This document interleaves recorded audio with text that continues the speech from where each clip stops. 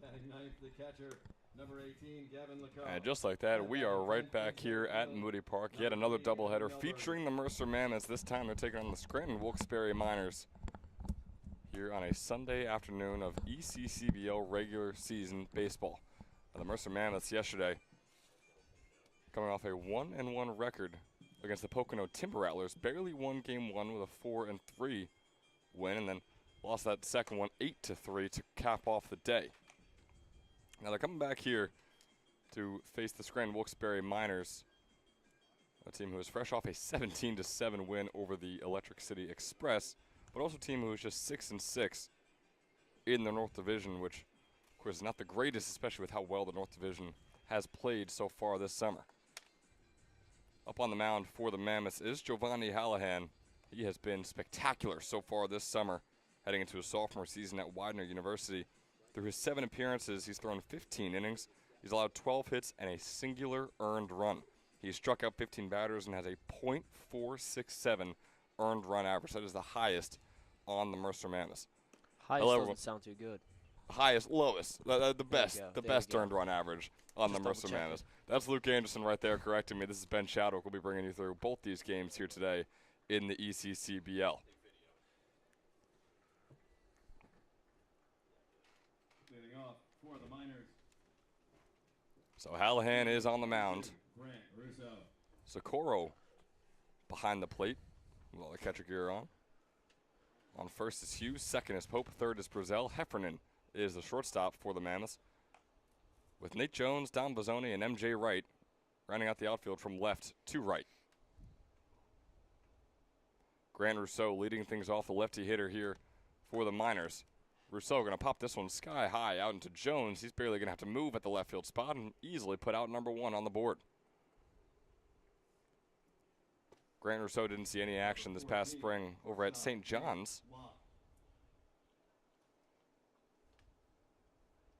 He'll be starting his redshirt freshman season, redshirt sophomore season, that is, next spring. Now up at the plate facing Hallahan is going to be Nate Locke, one of several Wilkes University players here on the Scranton Wilkes-Barre Miners. Locke starts off with a 2-0 count against Hallahan. He's a .314 hitter so far on the summer, with a near .770 OPS. He's got 11 hits. Every single one of them has been a single. No extra base hits yet for this guy. He's got a 2-0 count. Fastball going to find that bottom right corner to bring up a 2-1.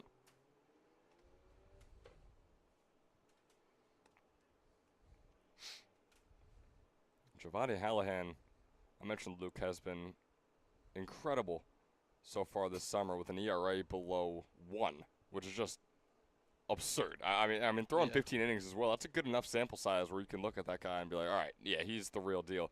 And it's surprising, too, because coming off his freshman year at Widener University, he threw 15 innings, the same exact sample size, allowed 22 hits, 17 earned runs for a 10.2 earned run average. Yikes.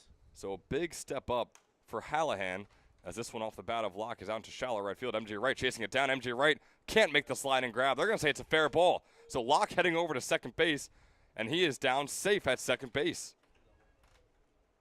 Nate Locke with the standing double, bit unconventional. MJ Wright slid in feet first, tried to make the grab with the left hand, couldn't do it. So Nate Locke finds himself on second. Top. Rohan or Rohan? Rowan. Thank you.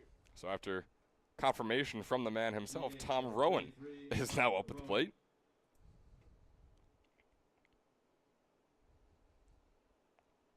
Out of Lock Haven University. Skies this one out into left center. Bozzoni still having to track it down. Looks like he's going to make the grab, and he will. Off goes Locke over to third base. Bozzoni going to just heave that one over to Heffernan. Locke pretty comfortable over there on third base now.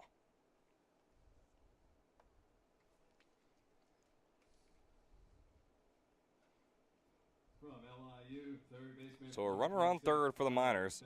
Tyler Bennett now up at the plate out of Long Island University. He fouls that first one off, but a lot of contact being made by the Miners on Hallahan early on here, Luke.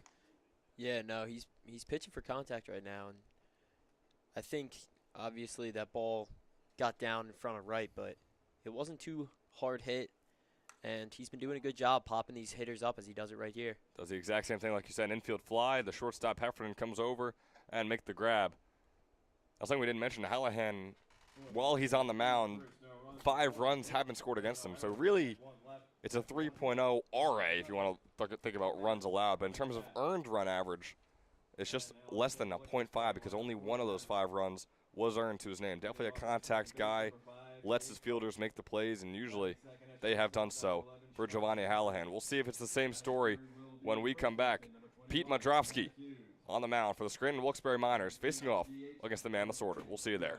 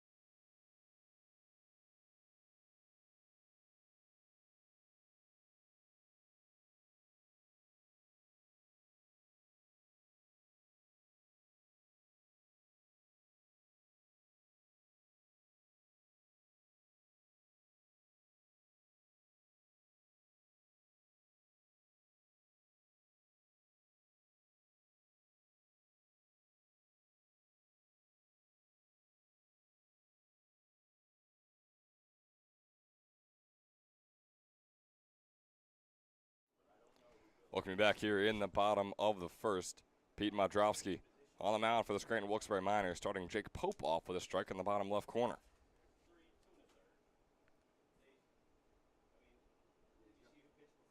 This is Madrovsky's 3rd appearance this summer as Pope nearly lines that one along the left field line, just barely foul.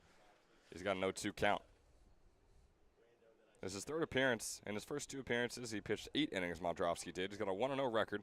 He allowed 4 earned runs and 6 hits. It all comes out to the tune of a 3.5 earned run average so far this summer. He's got a 0-2 count on Pope. And that ball's high, bring up a 1-2. Pope sporting that Mercer County helmet right out there, and he looks like he's fitting in right with that Miners team. He's got the green helmet, the yellow M. Looks exactly like the hats the Miners got on out in the field. Yeah, it really does. Is that that curveball, I should say, is going to hit or nearly hit Pope in the back. Boy, it looked like it hit Pope in the back to me. Like it hit him. I'm curious what that ball hit then, if it wasn't one that struck Pope. Nonetheless, it's a 2-2 count, I suppose. Maybe Pope is just one of those guys where if the umpire didn't notice it, hey, I mean, he's a 370 hitter so far in the summer. He loves having the bat in his hands. He grounds this one over to the shortstop. Locke makes the throw over to first, and the first out is going to be had. Granko came off first base for a second there, had to shuffle back, but he was there in time before Pope could beat him out. So the first out is on the board here in the bottom of the first. Yeah, and you're right, though. Jake Pope's helmet with the yellow M really did look eerily similar to how the Scranton Wilkes-Barre Miners uniforms look. Of course, the Mercer County Vikings no longer will be having that yellow in their uniform. It's just going to be green and white from here on out for them. As this one from Heffernan, the shortstop, he's going to ground that one out into right field. That'll be the first base hit of the day for the Mammoths.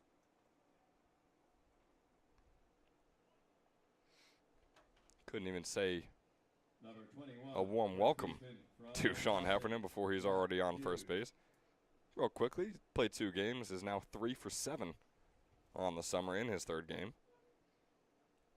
Yeah, Heffernan just finished up his high school season. He was on that Carpenter Cup team playing in Citizens Bank Park. Burlington County ended up winning that. It was a 560 hitter with Burlington Township, like you just mentioned. So Mount St. Mary's commit. Up here is Jack Hughes. We know what he's capable of. He's got a 1-out count. Heffernan going to be checked over there on first.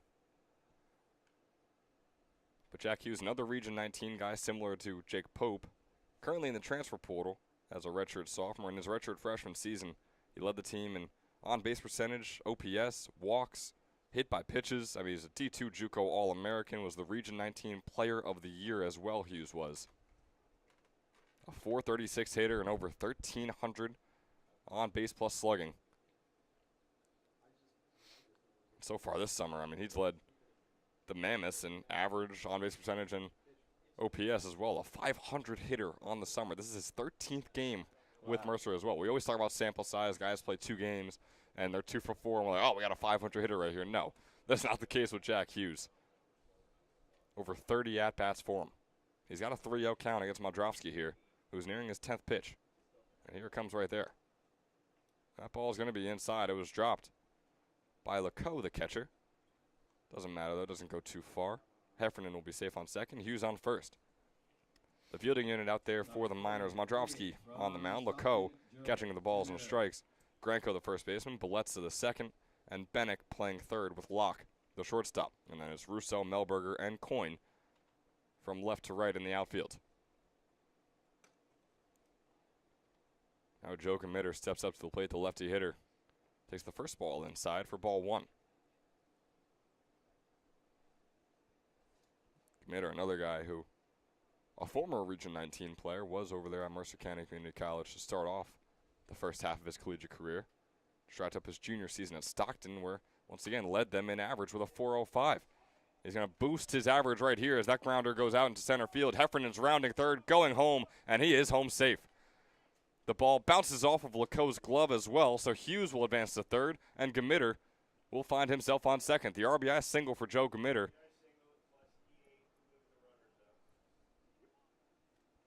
And the error by Melberger, the center fielder, advances the runners. From Mercer County College.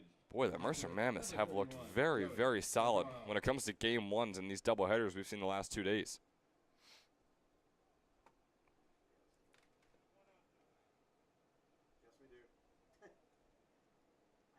So on comes yet another former Region 19 player in Joey Socorro.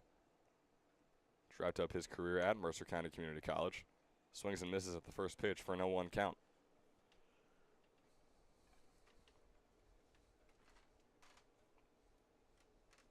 Socorro, his second summer in the ECCBL. This past spring, he was a .313 hitter for the Vikings. As he flies this one sky high and foul. Brings up an 0-2 count on him.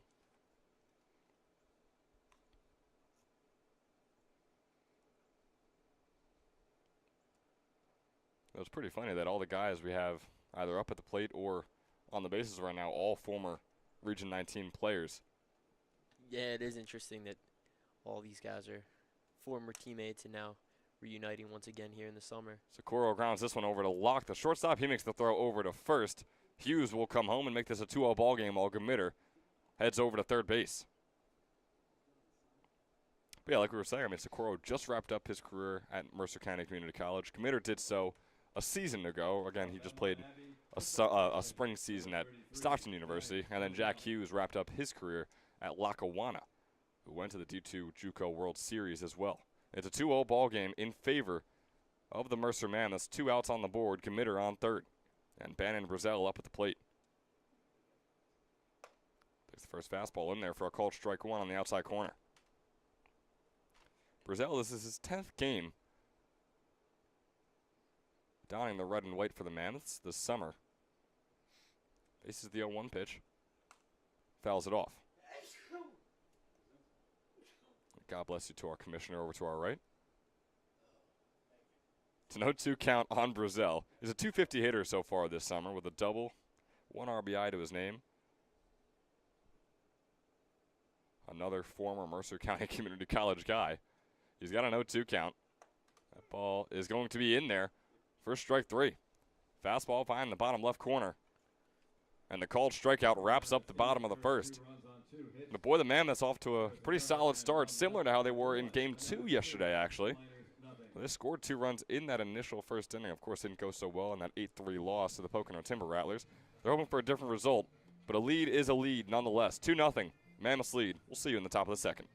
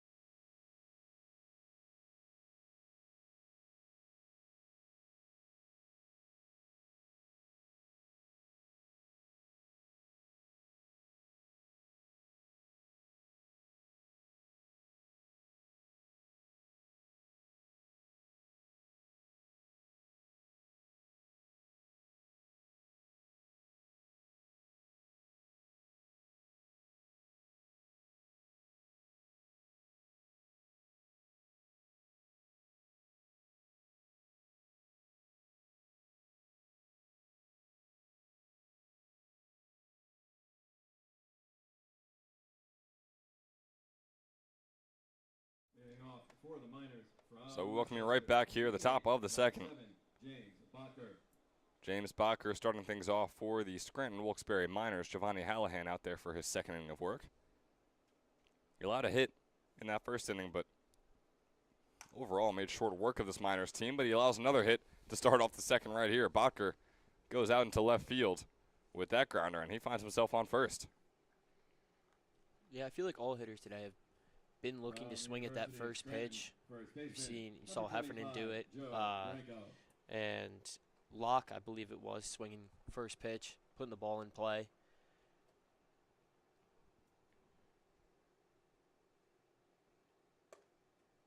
Yeah, it was Rousseau on the very first pitch, popping out to Jones, and Rowan as well on the very first pitch with the fly out to center field. Vazone making that grab. So it's Bacher on first. Granco is up at the plate.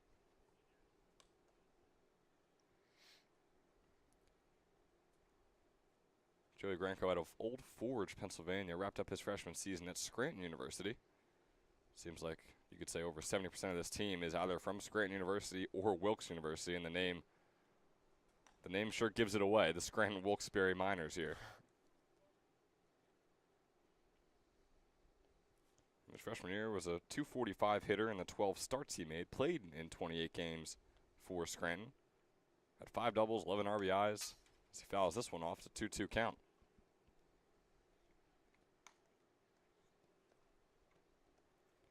And so far this summer,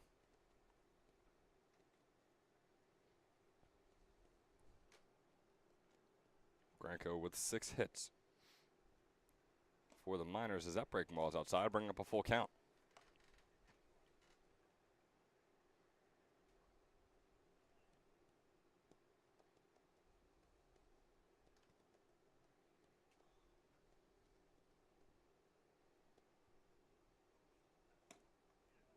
Full count pitch, swing and a miss from Granco, and puts out number 1 on the board. Nice one from Giovanni Hallahan.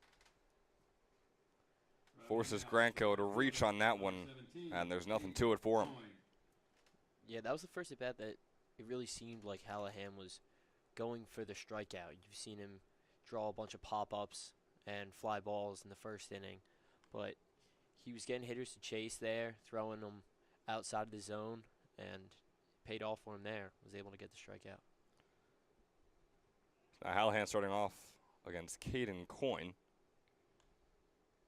Just wrapped up his senior season of high school at Dallas High School in Pennsylvania. Headed off to UMass Amherst for his freshman season. A 182 hitter so far this summer. A couple of checks over there on first base from Hallahan. Both pretty good looking ones as well. Bacher just barely getting back both times.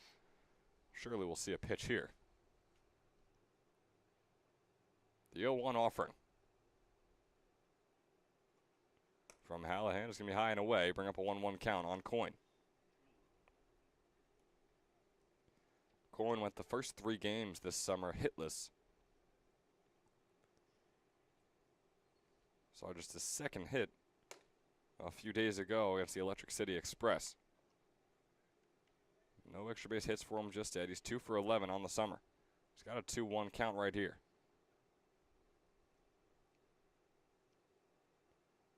Here's the offering from Hallahan.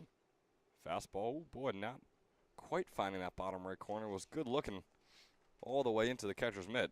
Brings up a 3-1 count.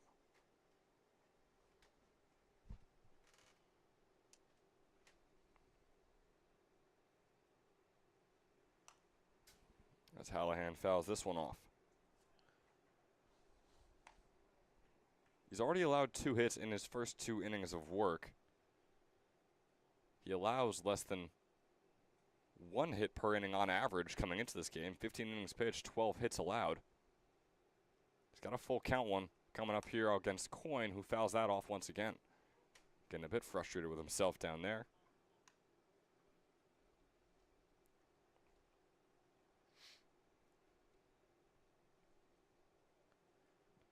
But Giovanni Hallahan with a whip of just about 1.2 on the summer. As he walks his first runner. Was just about to mention how he has 10 walks in 15 innings before this game. Well, now he's got 11 in 17 innings. Runners on first and second. The most runners we've seen today yet from the Miners. Still only one out to show for it.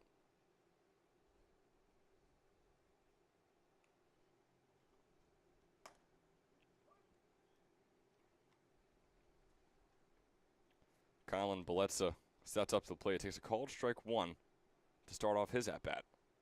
Wrapped up his freshman season at Elizabethtown with the Blue Jays. Here's the 0-1 pitch. Swung on. It's going to be popped right over Pope and get down for the hit. Botker rounding third. All the runners advance. Coyne going to third as well.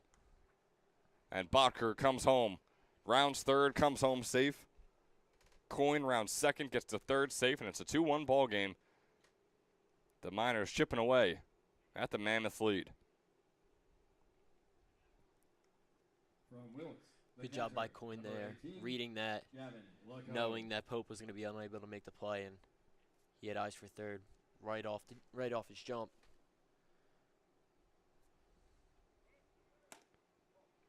Great job by Joey Socorro right there as Belletza went halfway to second and immediately raced back. Socorro had to throw over to his first baseman Hughes, but it wasn't quite in time. Good read by him, though. It's a 1-0 count on his fellow catcher, Gavin Lecoe, right here. 1-0 is swung on and missed. Brings up the 1-1 count. Lecoe, one of these guys out of Wilkes University for the Miners, wrapped up his junior season there. Was a 206 hitter this past spring. Belletza gonna steal second with no contention from Joey Socorro. We saw that happen yesterday, Luke. I know you weren't up here with us, but the Mammoths got caught in one of those situations where steal second, steal home, and they allowed both runners to be safe. It was a rough fielding output, I guess you could say, from the Mammoths. Yeah. That was in game one, a game that they did eventually end up winning. As this one swung on as a drop third strike, Socorro going to throw it over to first. He was staring down Coyne on third base for a while there before making the throw over to first and getting Lecoe out. So now it's over to the bottom of the order. Yet another rising senior from Wilkes University, Evan Melberger, steps up to the plate. Only saw 22 at-bats this past spring. He went 2 for 22. So a couple of very experienced guys here for the Miners, both from Wilkes Universities, and both guys who admittedly had some struggles in their prior junior season at Wilkes. It's a quick 0-2 count on Melberger after one whizzes right by him and he swings and misses on the second. Here's the 0-2 pitch. Breaking ball is a bit high and outside. Hallahan already a little over 30 pitches here in the top of the second. Yeah, 23 this inning. And he's got the runs to show for it.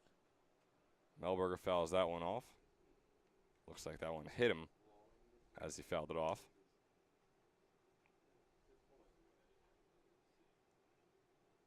So yeah, not the usual efficiency we're used to seeing from Giovanni Hallahan. Usually a guy who's able to get out of each inning in 15 pitches or less, I would say, on average. As Melberger's going to get that one right over the hands of Brazel.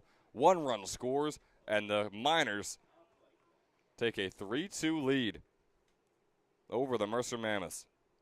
The 2 RBI single from Melberger brings home Coyne, brings home Belletza. From St. John's, left fielder, number 2, Grant Russo.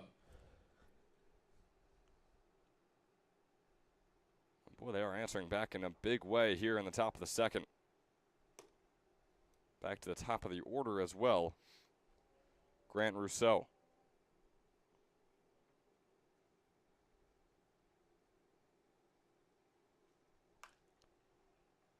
Flies this one out to center field. Vizzoni chasing it down to left center. Makes the grab for out number 3. Hallahan kind of tossing the glove into his other hand out of frustration. Understandably so. Like you said, over 25 pitches that he threw in this inning, Luke, allowing 3 runs, all of them earned. So just like that, he now has 4 earned runs on the summer. He had 15 innings pitched, 1 earned run. Now he's at 17 innings pitched and 4 earned runs. It's what the North will do to you. It is what the North will do to you. Even a team like Scranton Wilkes-Barre Miners, who are nowhere near the top of the North either. Regardless, it's a 3-2 lead for Scranton Wilkes-Barre when we come back in the bottom of the second.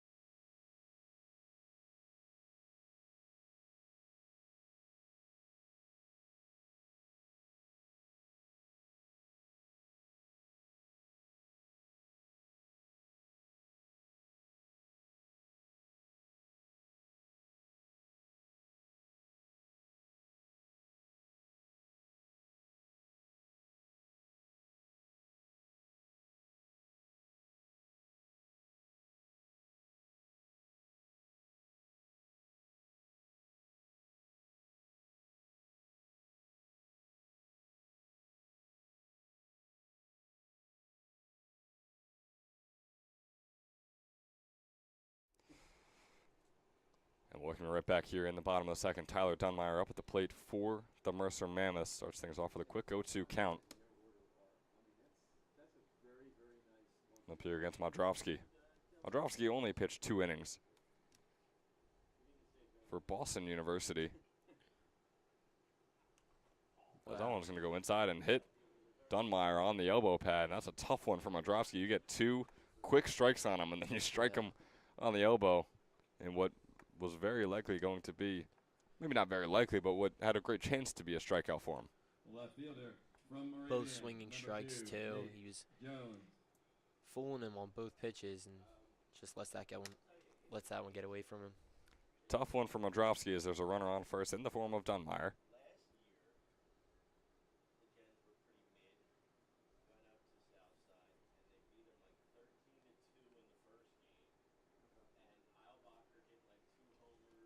First pitch now to Nate Jones. It's going to be a called strike 1 in that bottom right corner.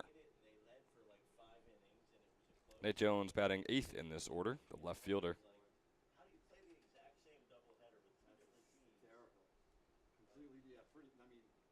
Modrowski a little over 20 pitches on the day. The 0-1 line from Jones and is out into right field. Coyne gets a hand on it, or he doesn't. Made contact with the ball, but it goes right past him. The error is going to allow Dunmeyer to advance to third. And Jones is safe on second. So Nate Jones with the hit out into right field, and the error is going to advance him and Dunmeyer both into scoring position. Number 38, MJ Wright.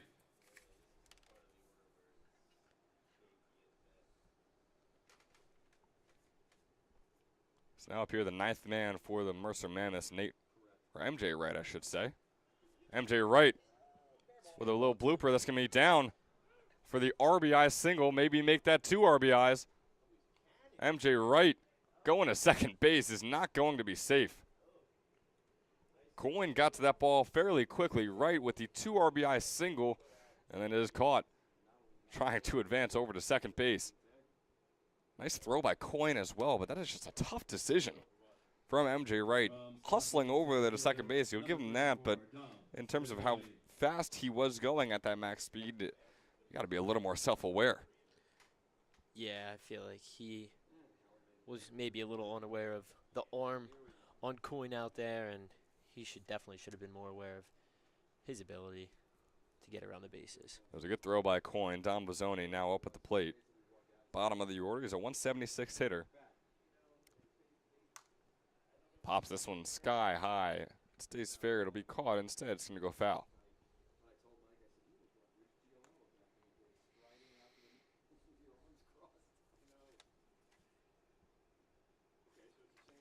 Bozzoni has played in the most games of any Mammoths player on this team, only missed 1. He's played in 14 of their 15 games. Of course, the Mercer Mammoths with that 9-5-1 record, sitting atop the Southern Division here in the ECCBL. Swing and a miss from Bozzoni on that one that goes into the dirt. He's got a 1-2 count for himself.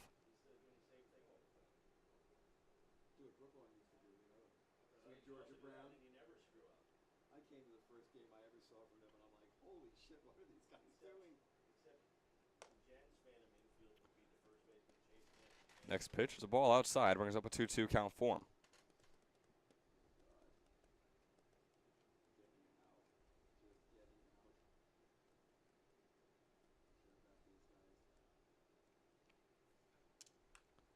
And that one going to be fouled off by Vizzoni as well. Extending the at-bat just a bit here. No runners on, one out to show for it for the Miners, who have now allowed 2 runs in each of their defensive innings. It's a 2-2 offer from Modrowski, fouled off once again by Vizzoni.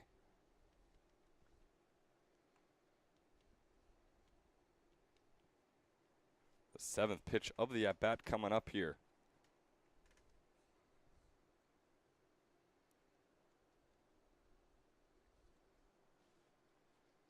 There is the 2-2 offering. Fouled off by Vizzoni once again. Don Vizzoni in his freshman season at Stockton University was a 200 hitter. He had 25 at-bats and 5 hits.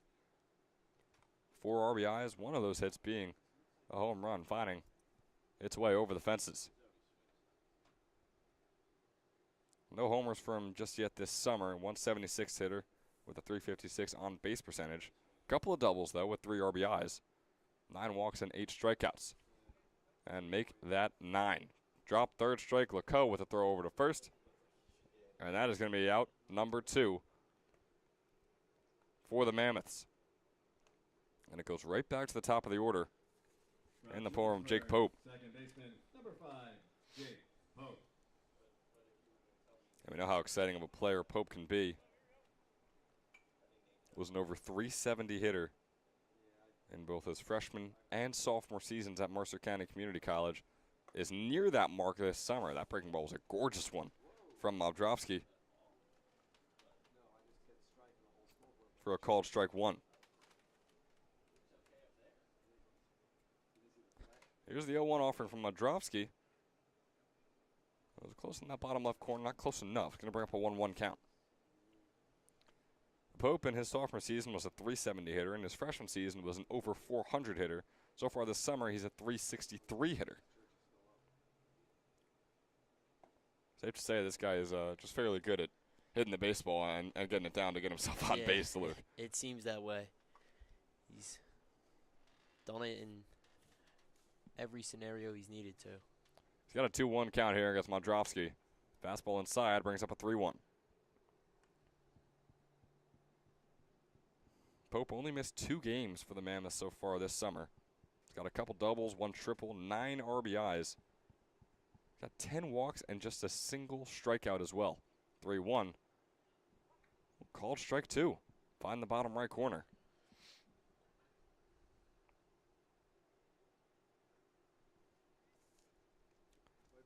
Was a first-team All-Region 19 player in his freshman season, a second-team All-Region 19 in his sophomore season.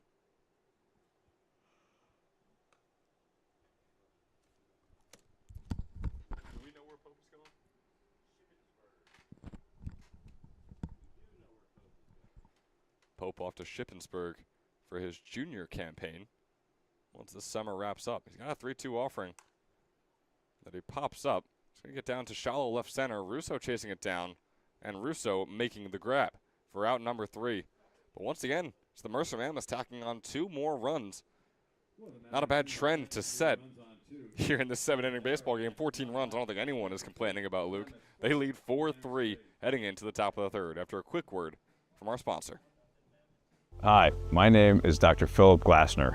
I'm a hip and knee replacement specialist at Mid-Jersey Orthopedics. We're a multi-specialty orthopedic practice with offices in Flemington, Bridgewater, and Washington, New Jersey. We have 18 fellowship-trained specialists to take care of you from your neck down to your toes. We offer conservative management such as bracing, therapy, and injections through surgical interventions as well. Our goal is to keep you active and healthy and get you back in the game. We also offer on-site digital x-ray as well as MRI. We have evening and Saturday morning office hours to assist with convenient appointment times, as well as having walk-in appointments available. Call us or visit our website at midjerseyorthopedics.com so we can help you to live life better.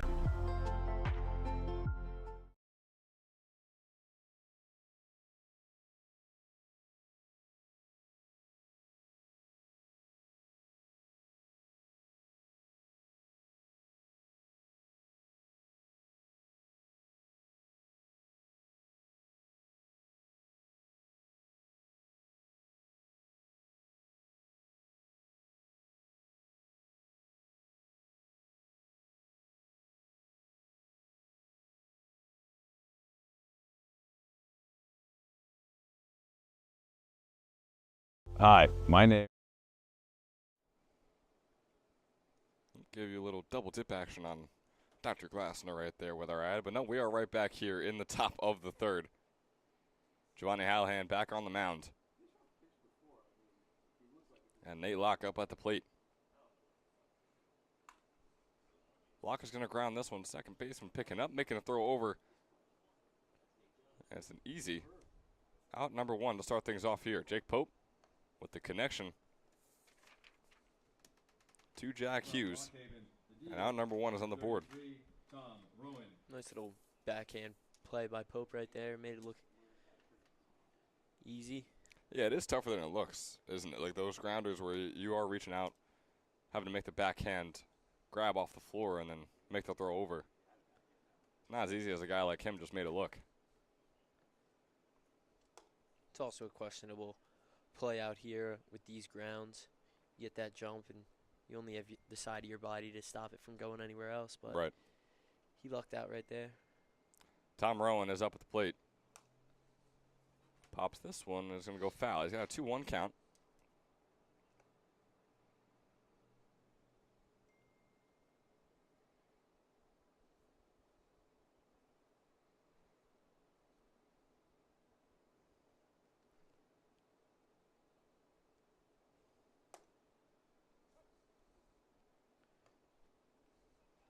Called strike 2 is in there. Brings up a 2-2 count. 1 out on the board. No one on.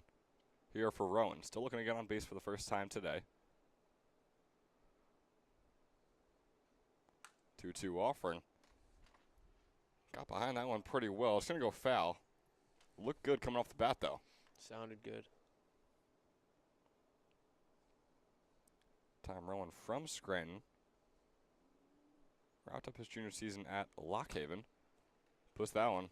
Sort of the same sound, sort of the same look off the bat, but this time it's going to be in play. It's going to be a fly out into left center. Vizzoni making the grab for out number 2.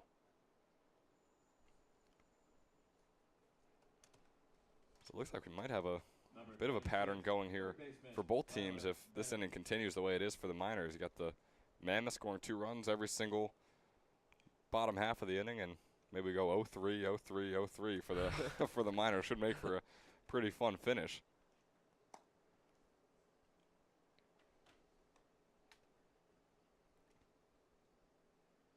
Yeah, it looks like we're seeing that first inning Hallahan once again.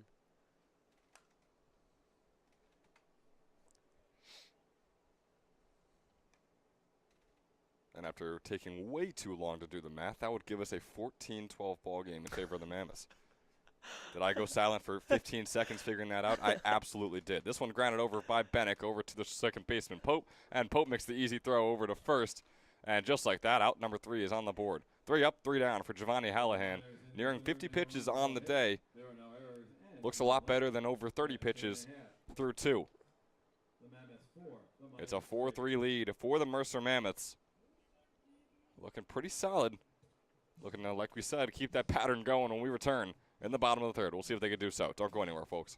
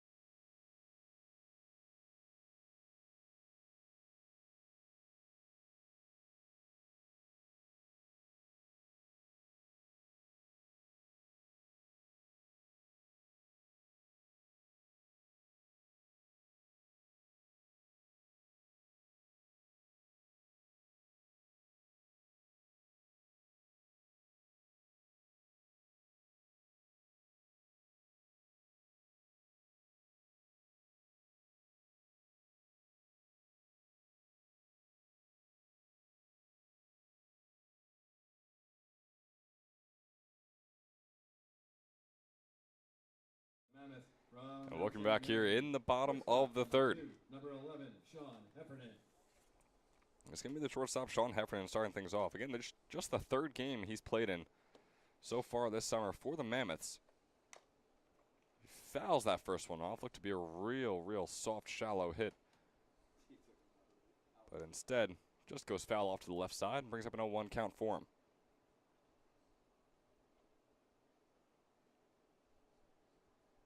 Heffernan had that single in his first at-bat, so he's now 3 for 7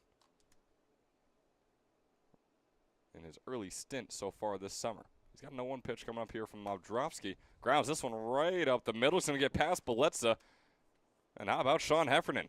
2 for 2 on the day, 4 for 8 on the summer. So now we have a couple of 500 hitters here on this Mammoths team, and the next one is up right here. Now, whether you look at sample size or not, you could say one has a little more validity, as Jack Hughes in his 13th game with this 500 average, and now Sean Heffernan in his third game also batting 500. Regardless, a couple of solid hitters back-to-back for the Mammoths. Not exactly what Mavdrovsky wants to be seeing after allowing 2 runs in each of those first 2 innings. Yeah, both hitters seeing the ball well.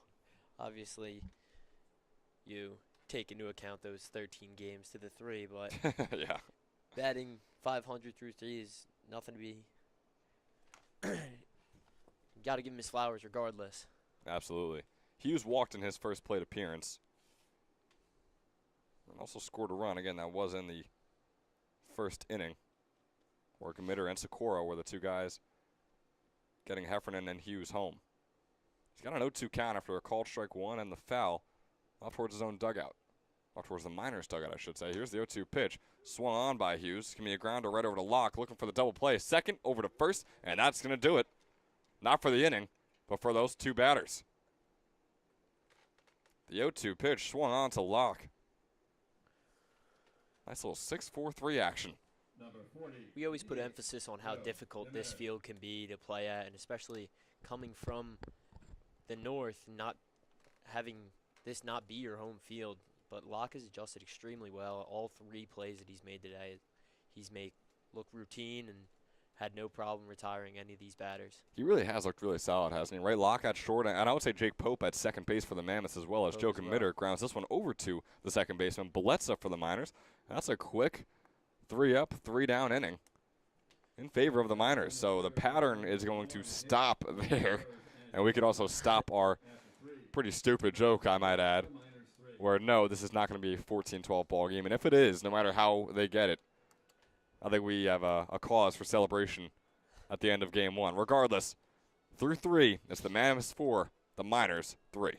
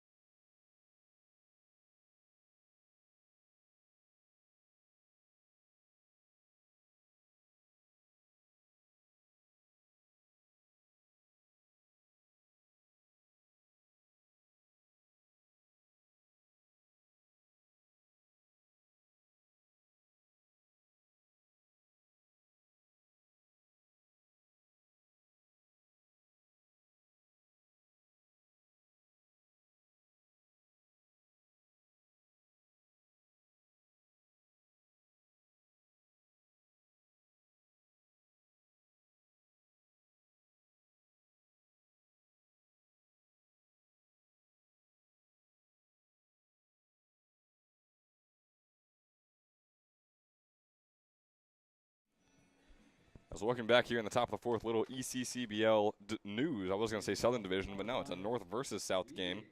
The Trenton Generals currently lead 10-7 over the Quakertown Blazers in the bottom of the ninth with 2 outs to their name. Now, this was a 10-3 ball game in the bottom of the ninth as well. So the Gens sort of falling apart at the moment. They still have 3 runs to let up before it really is officially out of hand for them. They only have 1 out to get to put the game away, with a man on first as well for the Blazers. So an interesting development over there. We'll have our eyes on that and keep you updated. Quakertown Blazers and their field over there in Quakertown will be the host of the 2025 ECCBL All-Star Game, which you can watch right here on Jersey Baseball Nation 6 days from now, next Saturday, the day after the 4th of July. James Bacher with a high chopper over to Heffernan, the shortstop, who beams a throw over to first base. Hughes makes the grab, but it's not in time. Boy, Heffernan put everything he had into that throw over to first. But it really just was physically impossible, seeing how far along Bacher was on his way over to first base. So he starts things off with a single, his second single of the day. He's 2 for 2.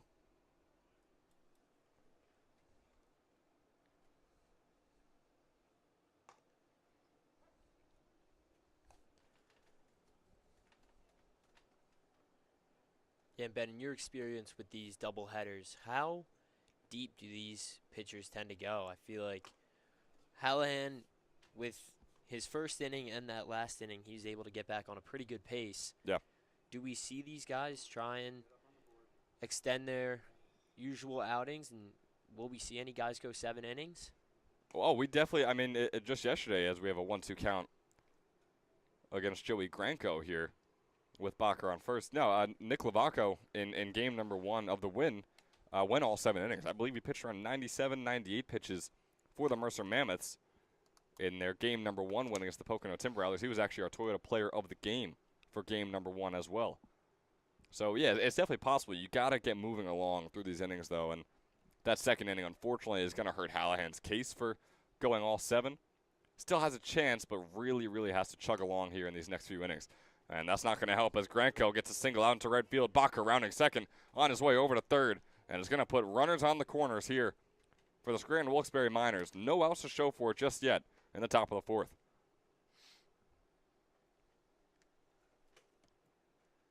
So after striking out in his first at-bat, Granco with a nice little redemption arc there.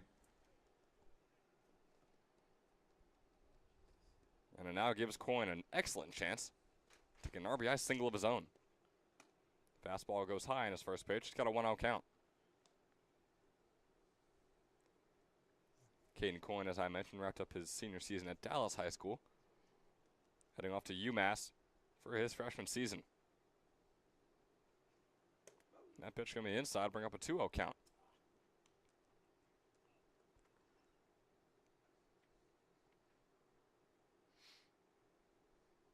Caden Coyne, a .484 hitter for Dallas this past spring, was first team All-State in the entire state of Pennsylvania. Had 30 hits with 17 RBIs, a couple of homers as well for him, 16 stolen bases. Team captain of Dallas this past spring, and he's got a 4-pitch walk on his way to load up the bases here in the top of the 4th. So to answer your question with some even stronger evidence, Luke, no, I don't believe Giovanni Hallahan will be going all 7 today. Does not seem likely after this inning.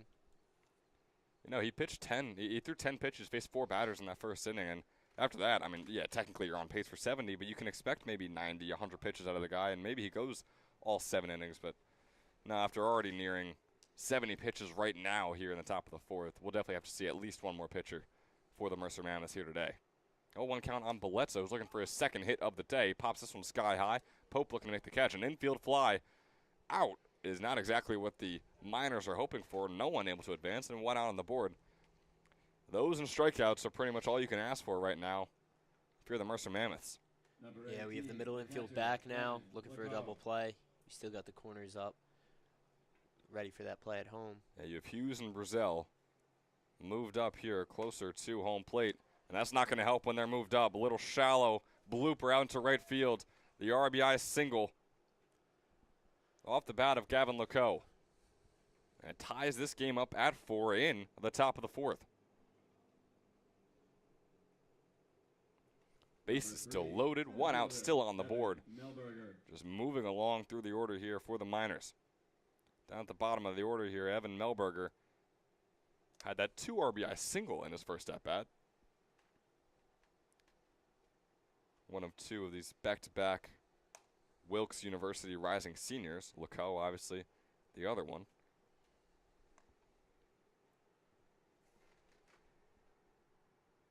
And it looks like you do have arms warming up out there for the Mammoths. Not quite throwing just yet, just stretching. So we'll likely see another inning out of Hallahan as this one from Melberger is out into right center, being chased down by right. And it's going to bounce over the wall and be a ground roll double. Evan Melberger having himself a day. 2 for 2, 4 RBIs to show for it. A couple of 2 RBI singles to start off just the first half of game number 1 of this doubleheader. Boy, Evan Melberger, he's at the bottom of the order. I can't say that's exactly what we're going to see from him in game number 2 when we return. He is on fire right now, and just like that, we go right back to the top of the order with Rousseau. Grant Rousseau still looking for his first hit as that pitch is all the way out in the dirt, sort of hitting our camera right there. It's going to allow Leco to score and put Melberger on third. So now a 7-4 ball game in favor of the Miners.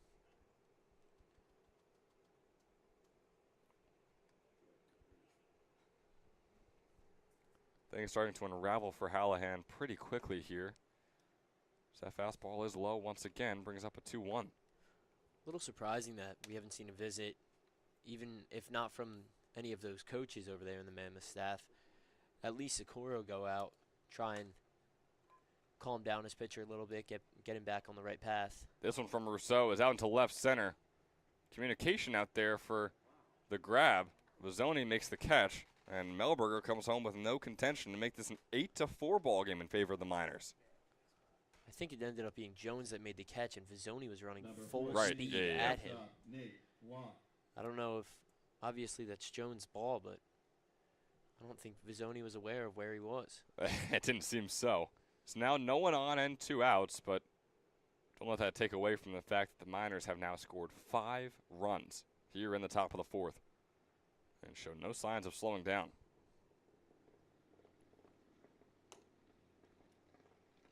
Nate Locke, the rising junior at Wilkes University,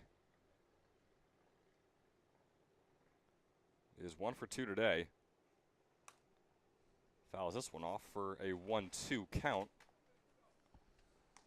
It's a hot and humid one here at Moody Park on this Sunday afternoon in the high 80s here in Ewing, New Jersey. And we know it can help balls travel. Wonderful to see one get over the fence today. That one is going to get over Pope's head, though. Maybe not over the fence, but regardless, keeps the inning going. Nate Locke, nice little fly single out into right center.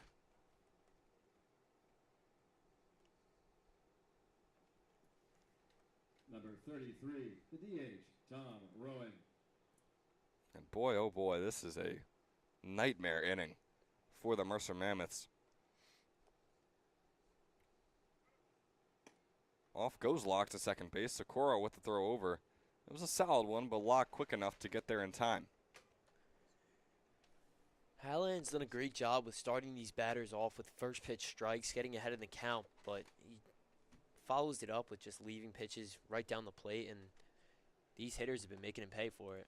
It's either pitches right down the plate or it's breaking balls like that one that are just in the dirt, and the hitters don't even have to think twice about it. So it's either serving it to him on a silver platter or what looks to be intentionally walking him, you might as well think.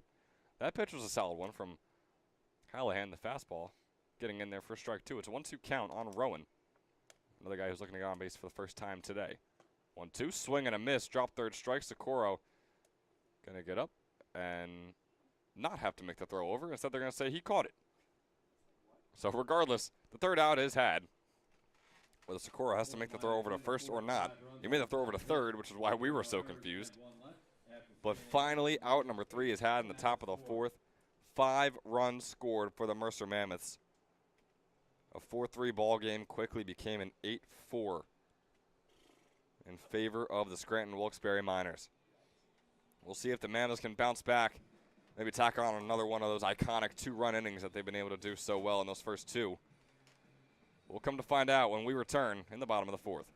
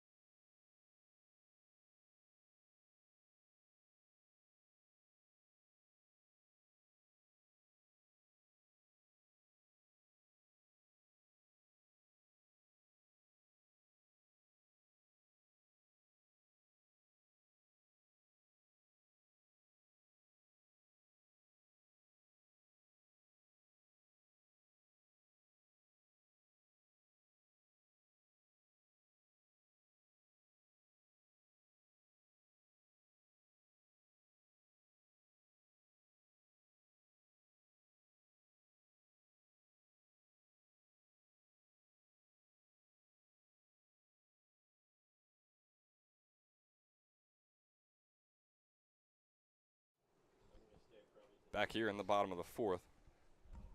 Bit of a crooked angle on our camera thanks to the warm-up pitches.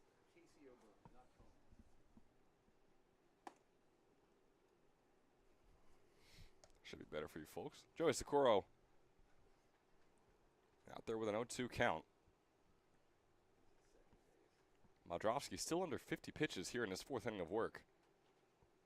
The 0-2, fastball outside, brings up a 1-2 count.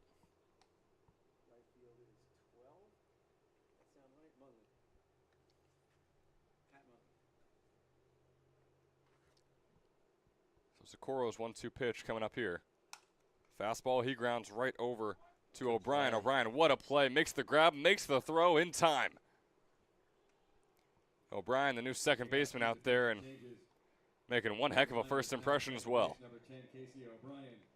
Puts the first out on the board here in the bottom of the fourth. Joey Socorro falls to 0 for 2 on the afternoon. Number 33, third baseman Bannon, Brazil.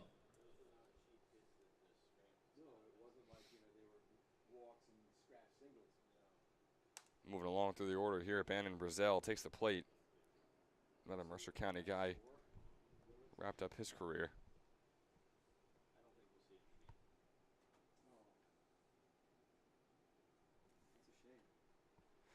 One out on the board, fouls the first pitch off. He's got a 0-1 count coming up here.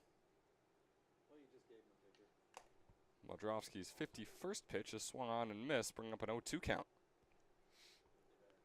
Boy, and he has looked really solid so far today. His third game for the Miners this summer. He's got a 3.5 earned run average heading into this one. As that fastball is low and inside for a 1-2 count.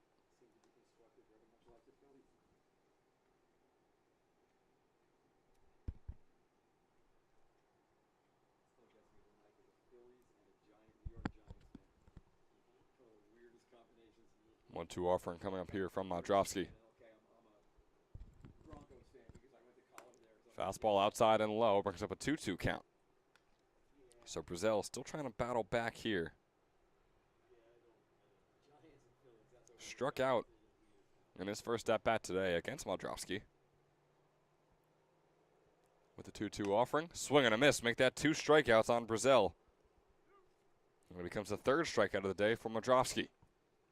Number 13, the EH. 2 up, 2 down. Tyler Dunmeyer looking to break that curse with his at-bat right here.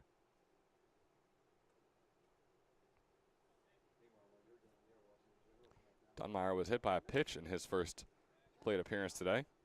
That ball is going to hit him on the foot, but not before he strikes it down onto his own foot with the foul ball.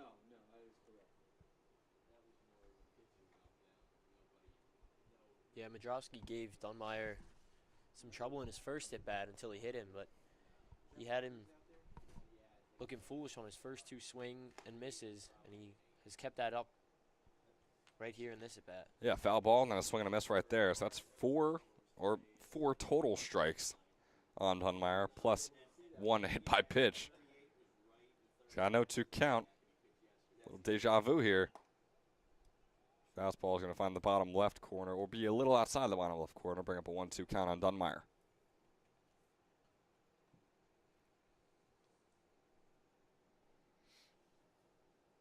Here's the 1-2 offering from Modrowski. Breaking ball is once again going to hit Dunmire. This time a little higher than the elbow. Looked like it's maybe the tricep area or somewhere around there. Regardless, it's not a part of him. Not a part of his bat, I mean. It takes his base once again. Second straight time in a row he's been hit by a pitch. Yeah, and Dunmire does not look fazed by these pitches at all. He's more than willing to take that ball in the arm.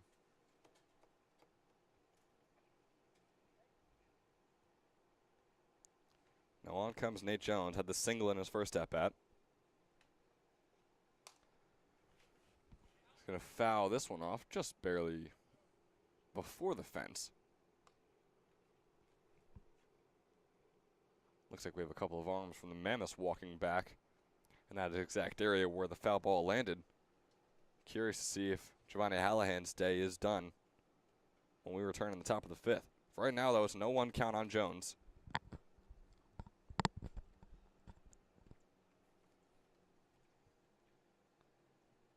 Modrowski's 60th pitch coming up here. The 0-1 offering, fastball inside.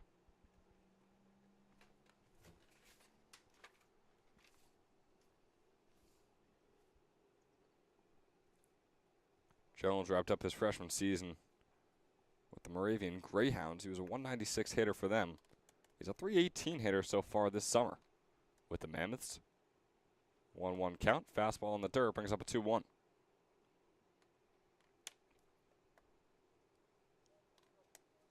.318 hitter with a .693 OPS.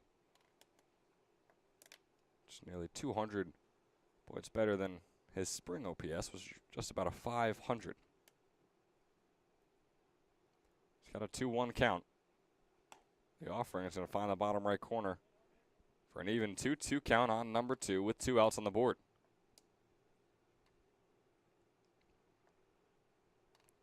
Dunmire still on first.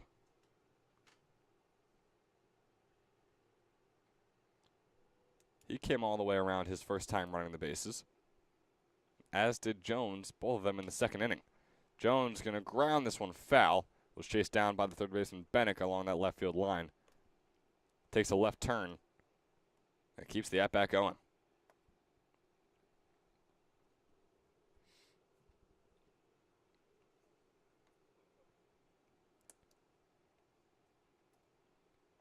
Modrowski brushing off the ball. Getting the right call from Leco. Here's the offering, 2-2. Fastball, little blooper shot out into center field, shallow center field. Melberger not going to be able to get to it, and just like that, it's 2 runners on for the Mercer Mammoths.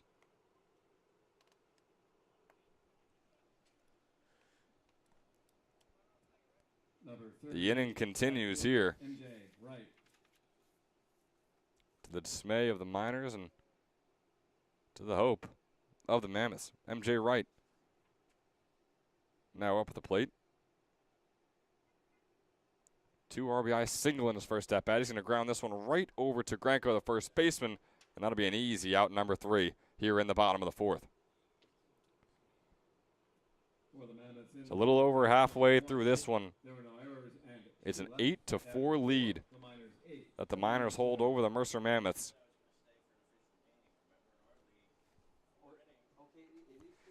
And a reminder that this game is partly brought to you by Northfield Bank.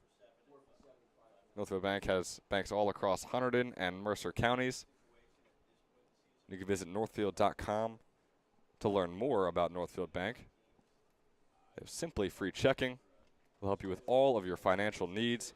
You can follow at Northfield Bank on Twitter, LinkedIn, TikTok, Instagram, and Facebook at Northfield Bank. We once again thank Northfield Bank for sponsoring our game today and partly sponsoring the entire ECCBL Southern Division as a whole. So once again, thank you to Northfield Bank, and we'll see you in the top of the 5th.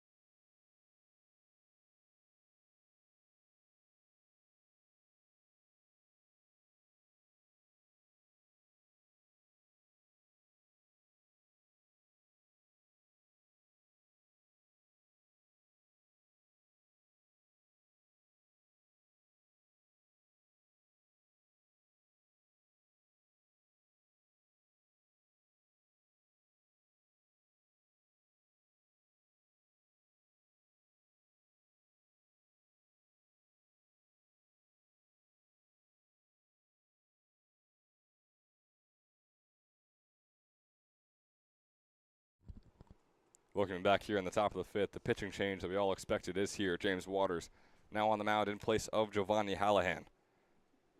Once again, Hallahan came into this day, 15 innings pitched, 1 earned run on his day today. He pitched 4 innings, allowed 9 hits and 8 earned runs. Walked 2 batters, struck out 3, and now on comes Waters to, hopefully for the Mammoths, finish the day off. Hopefully they don't have to go to another arm in game number 1 here. He's got a 1-1 count against Bennick, who's looking to get on base for the first time today. Make that a 1-2 as that called strike bonds the bottom right corner.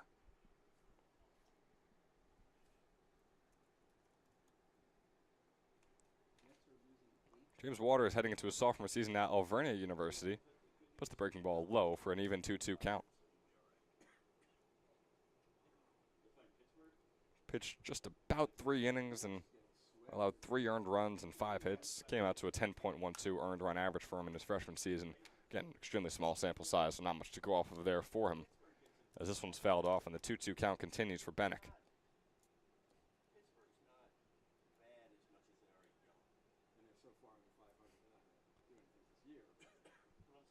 The even 2-2 pitch off the righty. Waters struck on over to Hughes. Good grab off the grass, off the dirt, and the little toss over to Waters. He's not going to run over to first base. Instead, Waters is going to race over there and help out his first baseman a bit. So a bit of a fun play there by Waters. You would have assumed that Hughes had enough time, probably a second or two of pad, you could say, to get there in time on first base. But now instead, Waters races over and helps him out. Overhand toss there too. I mean, that's a risky play from that distance. It absolutely is. They made it work. And now the first pitch onto James Botker is ball number 1. Now Botker has been on fire so far today. 2 for 2 with a couple singles. He's scored a run on each time he's gotten on first base. He's got a 2-0 count.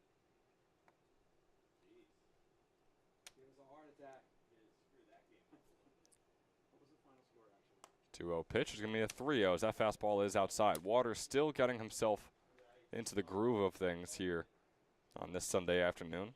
Like we said before, a pretty hot and humid Sunday afternoon in Ewing, New Jersey. 3-0 pitch from Waters. Fastball way outside, way high, and that's going to be a walk. And Botker gets himself on first for the 3rd straight time today. Number 25, first baseman Joe Granco.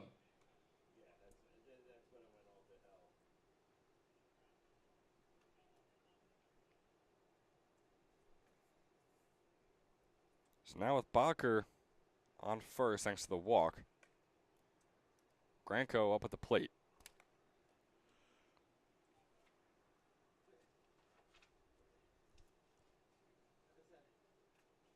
Right here in the heart of the order, Granco 1 for 2 today. Struck out in his other at-bat. Puts up a 1-1 count for him here.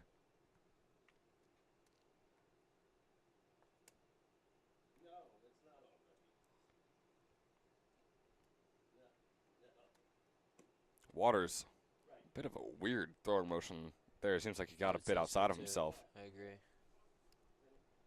Just kind of heaving the ball down from the mound to Socorro's glove. He's got a 2-1 count, as that breaking ball's in there for a 2-2.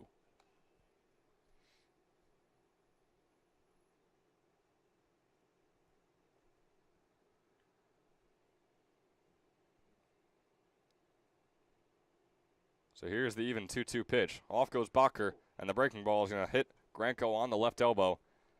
That'll put runners on first and second here for the Miners.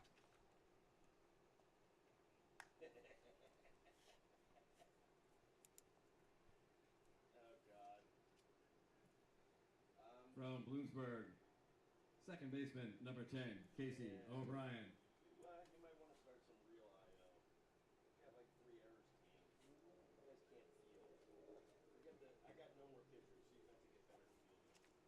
And just like that, James Waters on the very first pitch over to Munley. Puts him on first base, loads up the bases, hits him on the back right there. And boy, Waters starting to lose it just a little bit. Yeah, he's got to settle down right here, try and get back in the rhythm. Back-to-back hit batters is not something you want to see from your reliever. Can't say it is. O'Brien now up at the plate. Takes the first pitch low for a 1-0 count.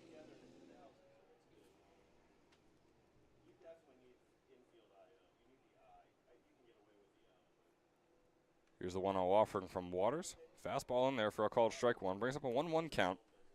Again, runners on first, second, and third. Casey O'Brien up at the plate, a .231 hitter on the summer so far for the Miners. Swings and misses on the 1-1 pitch. Brings up a 1-2 count for himself. Still only one on the board. No runs scored just yet here in the top of the fifth, but looking at the situation we're in right now, got to assume that might be changing. Waters again sort of firing that one off in a bit of a weird throwing motion, not his normal pitching motion. It's fouled off by O'Brien, who with the 1-2 count is likely trying to just stay alive here. So here's the same offering. O'Brien's a shallow left center, and it gets down before Heffernan can get to it. It brings home Bacher. Granco will stay put on third, Munley on second, and O'Brien with the RBI single in his first at-bat today. Good attempt from Heffernan out there. Jones seemed willing to just let that fall right where it was. Yeah, he did everything he possibly could. I mean, that ball was in no man's land. No one was able to get to that one. Heffernan and Jones both racing towards it, and they were still probably about 5-6 yards away by the time it landed. Now the first pitch is to Gavin Lecoq.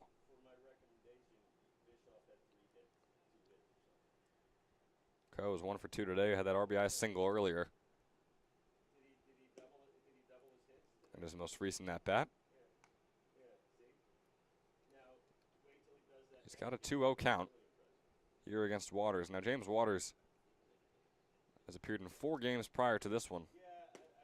Pitched 4 innings across those 4 games, allowed 3 hits and not a single earned run. He's already got 1 earned run here, 2 hit batters, and a hit allowed. That one nearly hitting Lecoq right there. So it brings up a 3-1 count. We already have some more work going on in that Mammoths bullpen out there.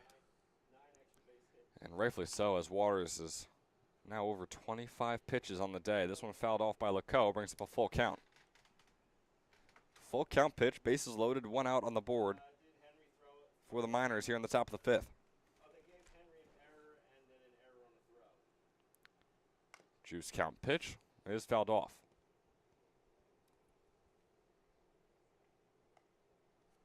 Gavin Lecoq, just a 154 hitter on the summer, heading into today.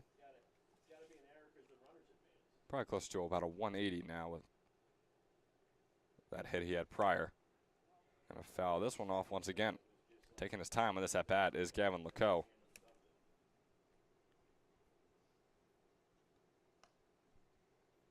out of Wilkes University, was a 206 hitter for them this past spring, with a couple doubles and a triple in his 97 at-bats. Lines this one right over to Brazil, and Brazil is going to get back to third before Granco can. So Bannon Brazil making the grab. It's a nice little solo double play by him. Ends off the inning, only allowing 1 run to the Miners. It's something that you got to be pretty happy with if you're the Mammoths, considering the situation they were in. 1 out, bases loaded, and only 1 run to show for it for the Miners, who regardless still hold a 9-4 lead heading into the bottom of the 5th.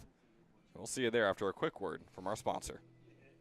Hi, my name is Dr. Philip Glassner. I'm a hip and knee replacement specialist at Mid-Jersey Orthopedics.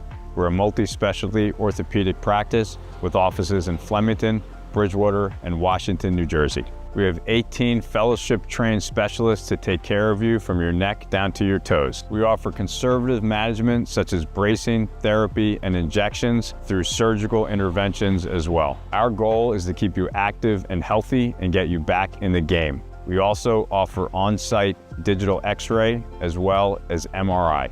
We have evening and Saturday morning office hours to assist with convenient appointment times, as well as having walk-in appointments available. Call us or visit our website at midjerseyorthopedics.com so we can help you to live life better.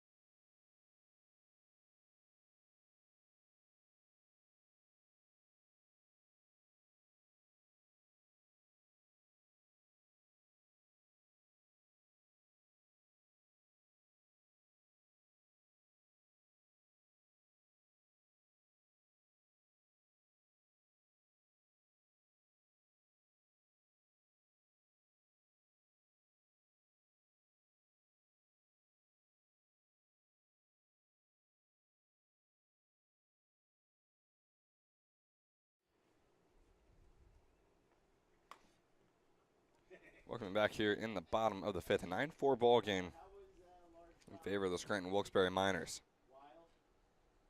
Don Bozzoni up at the plate. A couple of defensive changes. Casey O'Brien moving over to third, and DeMauro is out there on second now. And Bozzoni getting his first hit of the day. Lance little bloop shot into left center. On the second pitch of the at-bat, puts himself on first. I feel like we've seen so many of those little bloop hits right over, all over the diamond today, whether it's been over the first baseman, second, short, or third. Those weak little bloopers have just seemed to drop in the right spot today. Yeah, it's what you see very often, especially in a wood bat league. Because often those same sort of power that they're getting on the swings and the same exact swing and ball strike that they get with a metal bat would probably be a fly out, whether it's to left, center, or right. As this one from Pope is going to be a grounder out into right field. And it's Pope's first time being on first base today. He was 0 for 2 prior to that at bat. I was over there on first with Vizzoni on second. Number 11, shortstop, Sean Heffernan. And Sean Heffernan up at the plate. Guy is 2 for 2 today.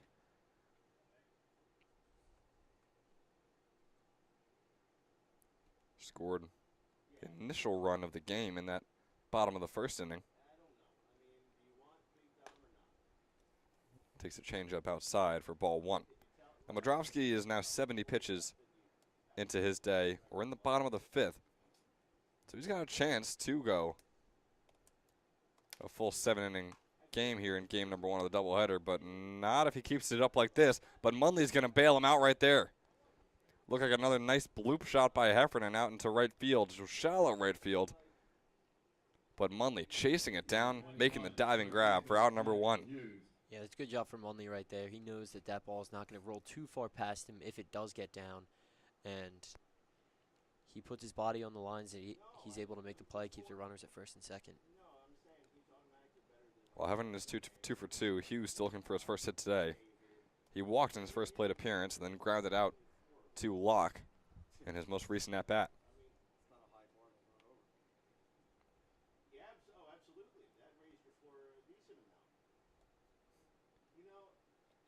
He's got a 1-0 pitch coming up right here. Swung on right over to the third baseman, O'Brien. Great play by O'Brien with a throw over to first after tagging out third. And just like that, Casey O'Brien getting Vizzone out at third on the run over. And the leaping toss over to Granco on first.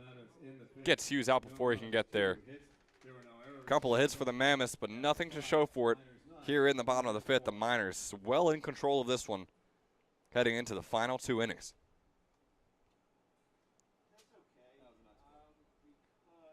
And before we head to the top of the sixth, let's take a look at our Toyota Drive of the Week. Luke?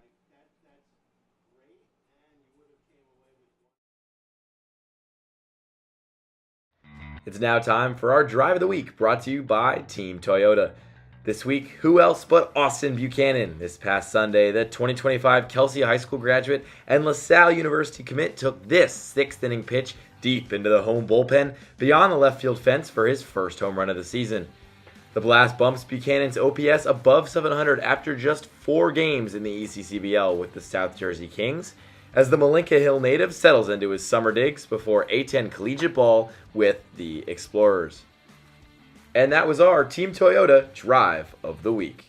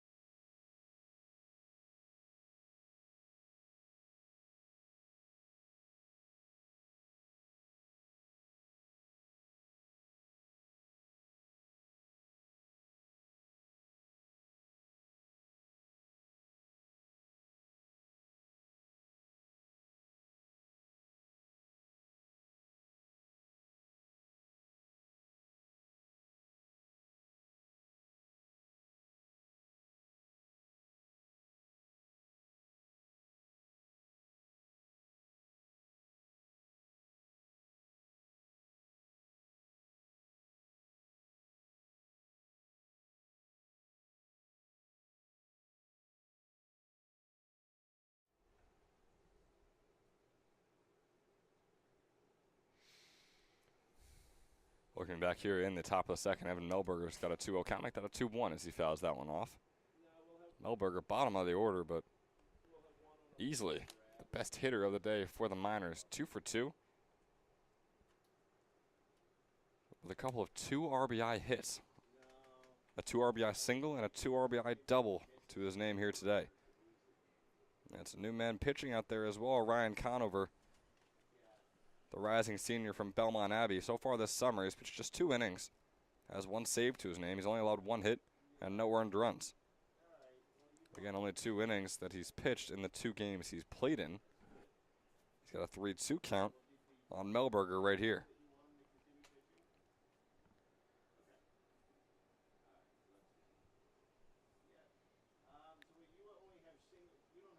Here is the full count offering.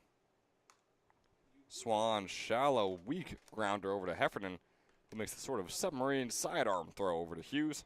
And that puts out number 1 on the board here in the top of the 6th. Strong arm on Heffernan there.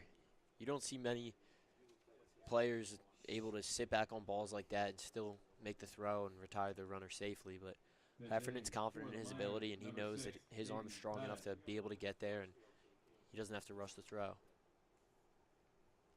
Yeah, no, absolutely. Heffernan, we mentioned the season he had at Burlington Township.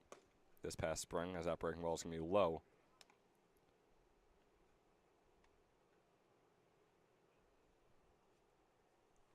This will be Aiden Paddock. Looks like he comes in to hit for Russo. Yeah, so Paddock, the new leadoff hitter for the Miners.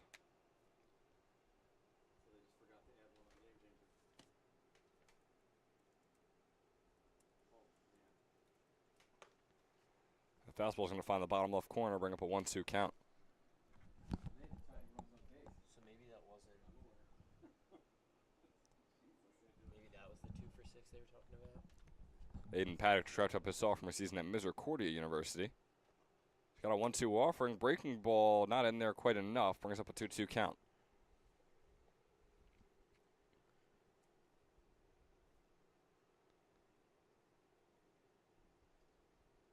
Paddock in his sophomore season saw just 14 at-bats, went 1 for 14. And he struck out on the 2-2 pitch. Nice breaking ball in there from Conover. Puts out number 2 on the board. Number 14, shortstop. So a ground out, strikeout to start things off for Ryan Conover in his day. Paddock didn't seem thrilled with that call. Gives a smile to the home plate umpire, but I feel like that was a good spot from Conover. Good pitch. Got to be able to fight that one off if you're Paddock in that position. Yeah, Conover has looked good. Again, only 11 pitches into his day. As he's now facing Nate Locke, who is a guy who's 2 for 3 on the day. No runs and no RBIs to show for it, but 2 hits on 3 at-bats. First breaking ball is outside. Now here's the 1-0. Swung on and fouled off.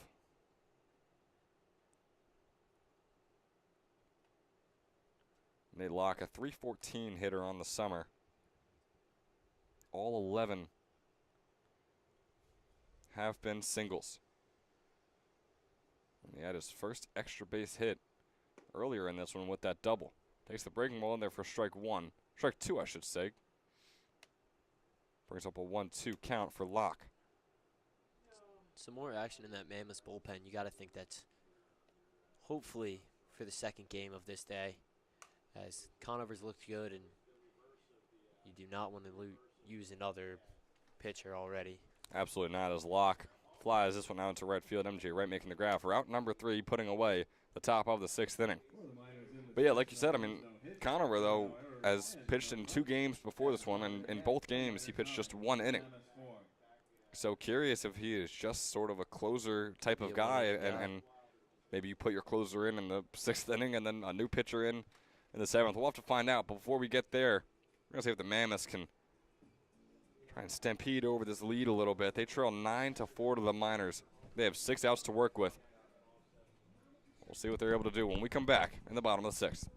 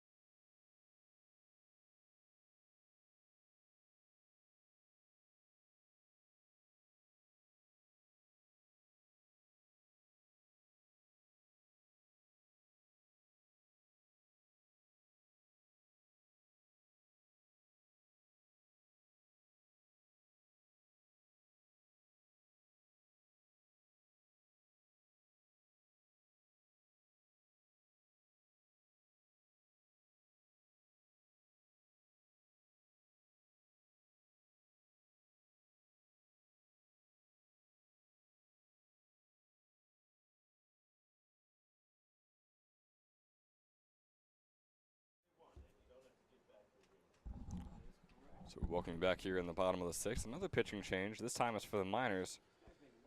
Cody Quagliato Now takes the mound, faces off against Joe Committer, who puts this one out into right field. Looks like it's going to be tracked down and caught by Munley for a quick out, number 1 in the bottom of the 6th.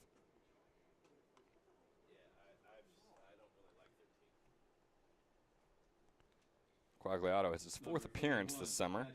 He's pitched 4 2/3 innings. Allowed just 1 hit, but 6 earned runs. That's thanks to his 7 walks and 2 hit by pitches. So 9.0 ERA for him on the summer. Throws a fastball in the dirt against Socorro here. Quagliato just wrapped up his freshman season over at Ramapo College with the Roadrunners. In his 5 appearances, he threw 6 innings and allowed 10 hits and 11 earned runs. Comes out to a 16.5 earned run average. Again, freshman season's fairly small sample size, always tough to go off of for these pitchers because the step up in talent is just so great from high school into D1 college ball.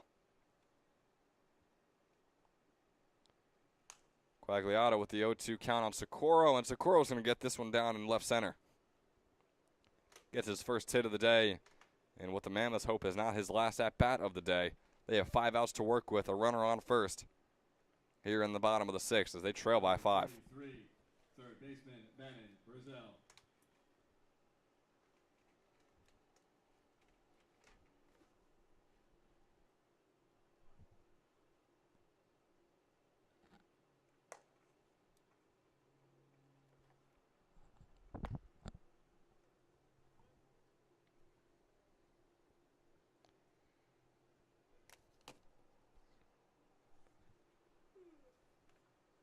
So now up at the plate is Tyler Tucker.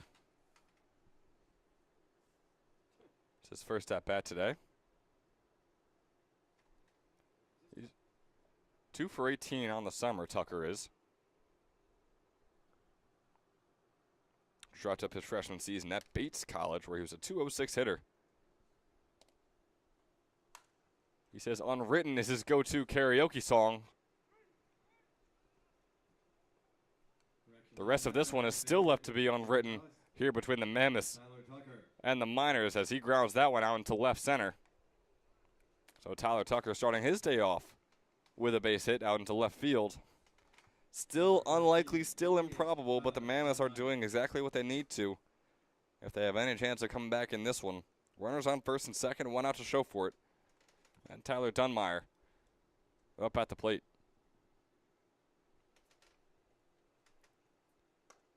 Quagliato nearly striking Dunmeyer on that pitch right there. Yeah, Luke, you were right. Tucker was the third.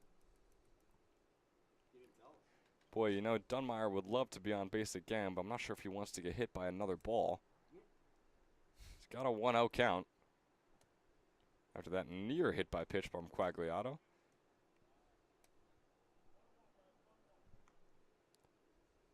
So now it's going to be a 1-1 on Dunmeyer, excuse me. Yeah, the field umpire said that Dunmeyer went around on that first pitch of the at-bat that almost hit him. So he flies this one out to right center. Munley going to chase it down, shallow right center. He makes the grab. Off goes Socorro to third. Nope, he's going to come right back. Puts out number 2 on the board. Still only 1 runner in scoring position for the Mercer Mammoths. 4 outs to work with and 5 runs to make up.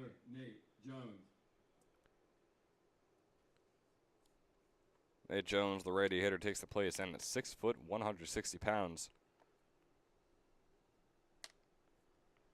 Yeah, Munley did a good job getting behind that ball. He was ready to throw that ball to third if need be. I don't think Socorro is too aggressive of a base runner, but Munley shut down any thought of going to third on that. Jones is going to ground this one out into right field. Socorro rounding third, headed home. Instead, he's going to stop himself and race back to third base and load up the bases. It was a tough look for Socorro, and it was a good call-out from his third base coach over there. It's a solid throw from Munley over to Quagliato. So just like that, bases loaded. Still no runs scored here in the top of the, or the bottom of the 6th, rather. Nate Jones now 3 for 3 on the day. Not too bad out of him either. We have 2 clear candidates, I believe, for our Toyota player of the game. It's just a matter of which team takes home the W. Right now, obviously, in favor of the Miners, they lead by 5. And need just 4 more outs on the Mammoths to tally this one and put themselves over 500 on the summer. It's a 1-0 count on MJ Wright. Make that a 1-1. Breaking ball finds the bottom right corner.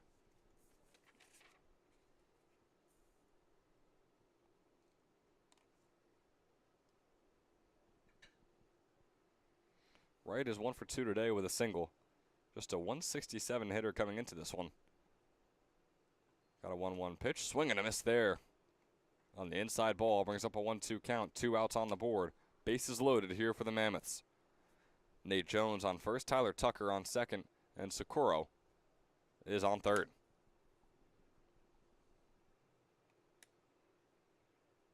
Here's the 1-2 offering.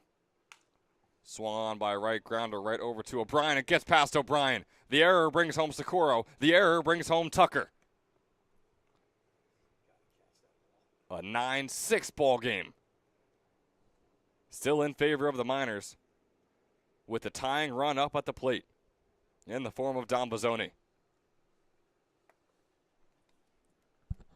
Number 34, center fielder. O'Brien picked his head Bozzoni. up. He was ready to go for. He was ready to walk over to third with that ball and lets it get right under his glove into the outfield and score 2 base runners. It just skips right past him, and he just has to hope that that's not a detrimental one as Bozzoni pops this one sky high. Locke is the shortstop chasing it down. It says it's going to be Paddock, the left fielder, making a bit of a leaping, jumping grab right there. Boy, the entire defense was headed off the field as he hustled in and made that leaping grab. You hope, or you just wonder what would have happened had he not made that leaping grab, and what the base runners would have even thought if they're safe to go over somewhere, or if not, that would have been fun to watch. Regardless, though, the third out is had here in the bottom of the 6th. We head into the final inning of work. 9-6, the Miners lead. They're trying to add on some insurance when we come back in the top of the 7th. A reminder that this game is in part sponsored by Northfield Bank, proudly serving local communities since 1887, with branch locations across Mercer and Hunterdon counties. Northfield offers simply free checking with no minimum balance, no monthly fees, and no per-check charges. Northfield Bank customers also enjoy free online banking, mobile app access, and a free debit card for everyday purchases. For more information, please visit northfield.com or follow Northfield Bank on LinkedIn, Instagram, Facebook, Twitter, and TikTok at Northfield Bank. Damn, so Conover was one and done. Top of the 7th. Coming your way when we come right back.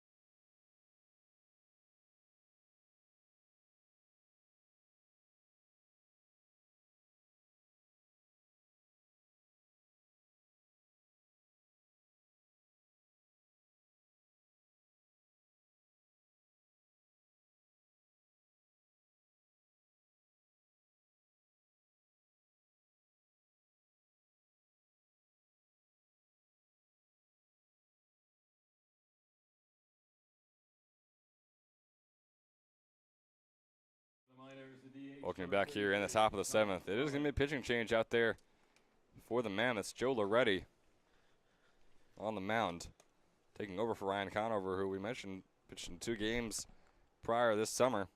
Saw just 1 inning pitched in both of those games, and we see another 1 inning pitch here for him today. Despite not allowing a single run. Very strict and tight schedule on Ryan Conover so far this summer. It's just interesting. You have a doubleheader today, going through 4 pitchers. I don't think they got Hallahan for as long as they really wanted him to pitch. He only made it through 4 innings. Right. And I'm not sure how deep that bench is over there, but you got to expect they're cutting it close with the amount of guys they got out of the pen. Tom Rowan is up at the plate. He's 0 for 3 today. Finally takes his first called strike. Now has a 3-1 count against Loretti, which wrapped up his freshman season at Stockton University. This one grounded over by Rowan, over to Heffernan, the shortstop. Makes that sidearm submarine throw. It took Hughes off the bag, but Hughes still making the tag. So Heffernan with that sort of, now I know this is what the kids these days are saying, with that sort of nonchalant throw over to first base was a bit inaccurate, but Hughes still able to make the grab and make the tag. Yeah, I do believe that is what the kids are saying these days. That is, right? In my old age of 20. These young whippersnappers and all their fun little quips that they say nowadays. Exactly. Moving on through the order. Tomorrow will be his first at-bat of the day. Dino DeMauro, a 200 hitter for the Miners this summer. Starts off with a quick 0-2 count, a couple of called strikes. Dino DeMauro not too happy about that second called strike. He's 3 for 15 so far. 1 double to his name. Has no 2 pitch right here. Breaking ball going to be way outside for a 1-2 count.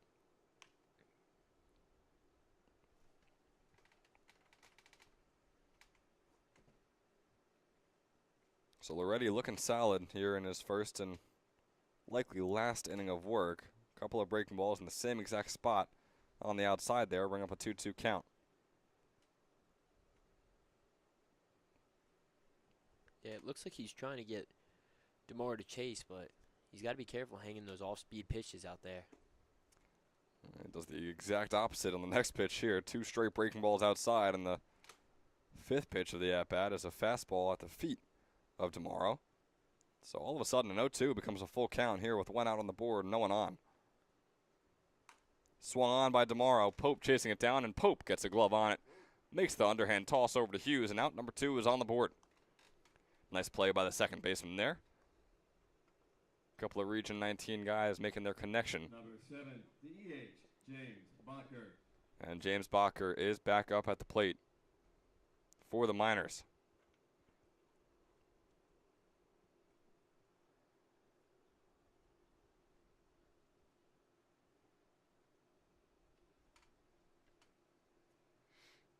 Bacher's 2 for 2 today.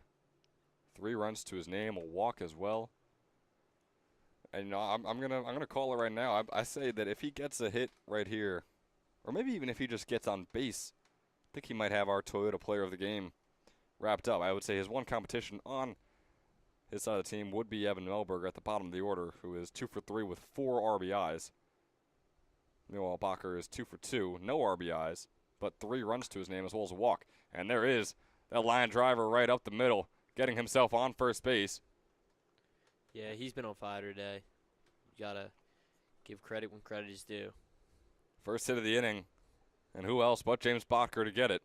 Could that be the one that clinches himself a Team Toyota Player of the Game? Well, they've still got to make sure they handle things defensively in the bottom of the 7th to secure that win first. You could also look at Modrowski, who had those 5 innings pitched on the mound as well, only allowed 2 earned runs, 3 strikeouts to his name as well.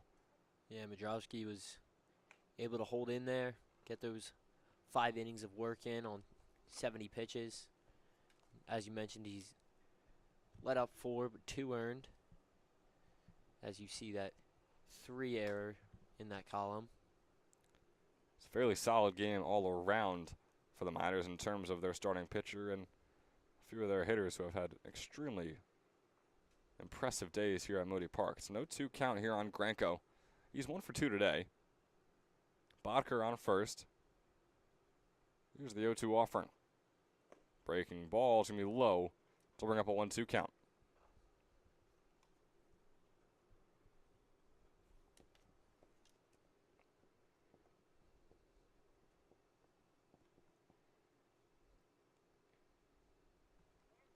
The 0-2 pitch, grounded by Granko out into left field. It's going to be another single for the Miners, so 2 quick outs, 2 quick singles for them here in the top of the 7th. And just like that, insurance runs are all of a sudden on the table now. Number 12, right fielder, Pat Munley. So now Pat Munley is going to try and keep things going here. The new substituted right fielder out there for the Miners. A 273 hitter on the summer with an 813 OPS. He's got 1 double, 1 homer to his name among his 9 hits. Can he add on a 10th hit right here? Shallow right field. The catch will be made by MJ Wright. Racing in for out number 3. For the Miners in the 7th, no runs. A 3-run lead for the Scranton Wilkes-Barre Miners.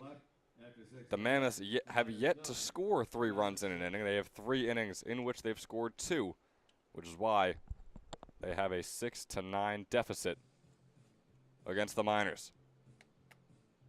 Want to find out if the Mammoths can come back in the bottom of the 7th. We'll stick around right here. We'll be back in just about 45 seconds with the bottom of the 7th coming your way.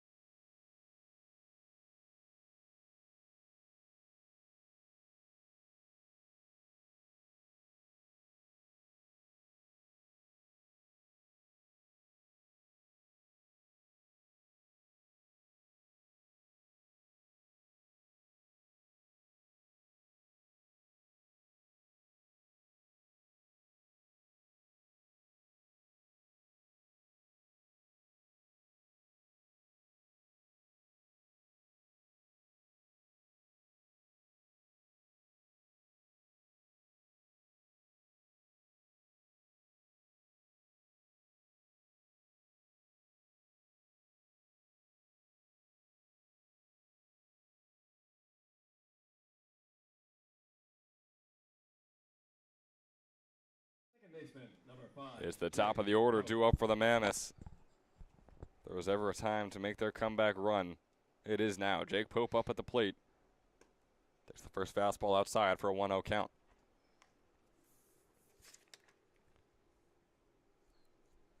And Pope, as we've mentioned, is a 363 hitter.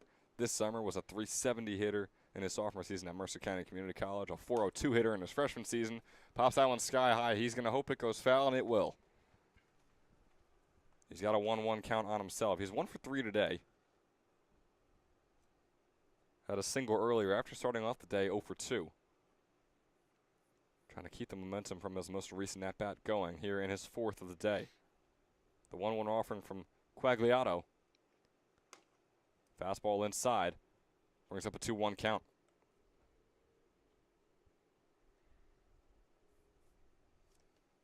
Pope is off to Shippensburg University next spring. He's got a 3-1 count. I'm sure Shippensburg is elated to have a guy like that headed their way for the last 2 seasons of his collegiate career. Pope with a 3-1 count. Swings on the fastball. Fouls it off. It was a low fastball. And it brings up a full count. Huge to start off the inning. Getting your leadoff man on base. I mean, you got 3 outs to work with. You got 3 runs to score. This is a massive at-bat. Every single at-bat will be massive, of course, but The leadoff one just sets the momentum, sets the tides right for the rest of the inning. Yeah, and it seems like the Miners have had control for almost this whole game, but the Mammoths are now only 3 runs away from tying this one up, and I think it's possible with especially with these 3 batters coming up. We have Heffernan followed by Hughes, and I think that is an ideal group to get it done. Yeah. Well, right after I said that about how huge this at-bat was, Quagliato tossed a fastball behind the legs of Pope, so he finds himself on first base. Good way to start things off for him. Getting on base 2 out of the 4 times today. He's got 1 hit, 1 walk. And it moves on to Sean Heffernan. Guy who's 2 for 3 today.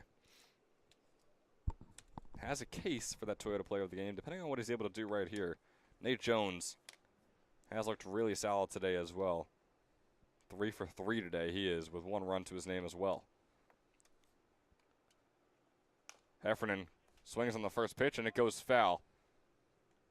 He's probably happy it does. Probably would have advanced Pope over to second base, but he had a good chance of being out at first. Pope is an insignificant run without these 2 that follow him, but you got to wonder if they're looking to get Pope over there to take that double play out of contention. And Quagliato is looking to keep him right there at first. Quagliato did just have a visit from his coach before Heffernan's at-bat began. There's a man out there warming up. As this one goes behind the head of Heffernan, Pope will easily take second base. Things are starting to fall apart a little bit here for Quagliato, who, again, as we mentioned, pitched 5 innings and allowed just 1 hit in those 5 innings. But that wasn't his problem. He allowed 6 earned runs because of his 7 walks and 2 hit by pitches. And Ben, we saw it in the earlier game up north. The Generals were up 11-3, and as this one off they the ended bat up from winning Heffernan 6 out to runs. left field, that is going to be foul. So, boy, sorry to cut you off there, Luke, but just making sure that ball wasn't going over the fence and making this a 1-run ball game. But yeah, like you said, I mean, the Generals held that. It was an 11-3 lead that they held, and I believe the final score was 11-7. 11-9 was the final score. So 4 runs is more than doable for a baseball team. Absolutely, and 3 is the bare minimum right now that the Mammoths can get. They scored 2 in the prior inning, which is why this is even considered a ball game at this point. Heffernan's at-bat continues. He's got a 1-2 count. This one's going to go out into right field. Munley, shallow right field, making the grab. Pope Dropped it. is going to be dropped by Munley. The error on the right fielder puts runners on the corners. Boy, you guys, guess it was wrong of me to assume out there in right field, but man, that was a simple one. I mean, maybe the sun is in his eyes. I believe the sun is off to the back to the right of us, so definitely was not in his eyes. That is just a complete blunder by Munley, the right fielder. And you gotta wonder. I mean, these outs are crucial for both teams. As on comes, my goodness, on comes Hughes. This is the guy you want up at the plate right now if you're the Mercer Mammoths. He's got 1 homer on the summer. He's a .500 hitter with an over 1,300 OPS. Had some very similar stats in his redshirt freshman season at Lackawanna as well this past spring. He's got a 0-1 count after that foul ball. Takes the second fastball in there for ball 1. Now Hughes is 0 for 2 today. Very uncharacteristic. He was flaming hot in yesterday's doubleheader against the Pocono Timber Rattlers. He's 0 for 2 with 1 walk. He's got a 1-1 pitch, fouls it off back towards us.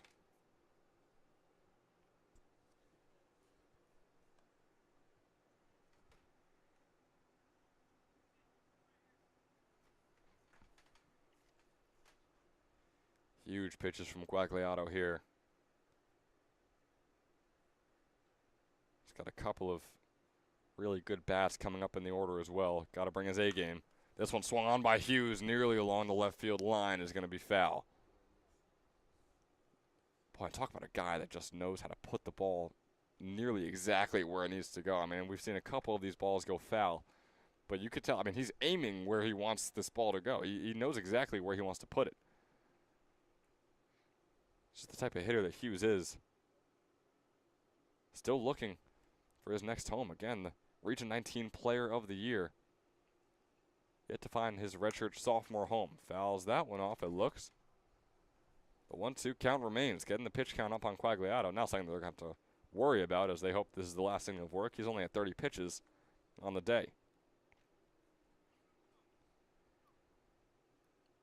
Hughes is the tying run up at the plate with Gmitter, the game-winning run, on deck.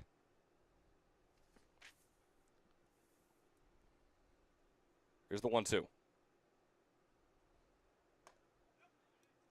They're going to say that that ball was just barely outside. Boy, that was a close one for Hughes to not swing on. Good eye on him, I suppose. Yeah, good eye, but better to be safe than sorry in those situations right there. At least foul that one off. Absolutely. We know he's very Don't good give at the that. umpire a chance. He's very good at fouling balls off based on what we've seen from him this at bat. He's got a 2-2 count. Fastball is going to be in there for called strike 3. And how about getting a strikeout looking on Jack Hughes with runners on the corners, leading by 3 with no else to show for it. Now puts the first out on the board. Talk about a huge strikeout and the perfect time for Quagliato to really come in here. And we're going to get a mound visit after the strikeout. There's some motion up there in that pen, and it looks like that's going to be it for Quagliato. So whether it's a reps thing or whether it's a trust and not believing that he can really put this game away and thinking you have a better chance with this new pitcher coming in. There's one out on the board. The Miners lead by 3. The Mammoths have runners on the corners. 2 outs to work with. The tying run coming up at the plate here when we come back in the form of Joe Gmitter. We'll see you there, folks.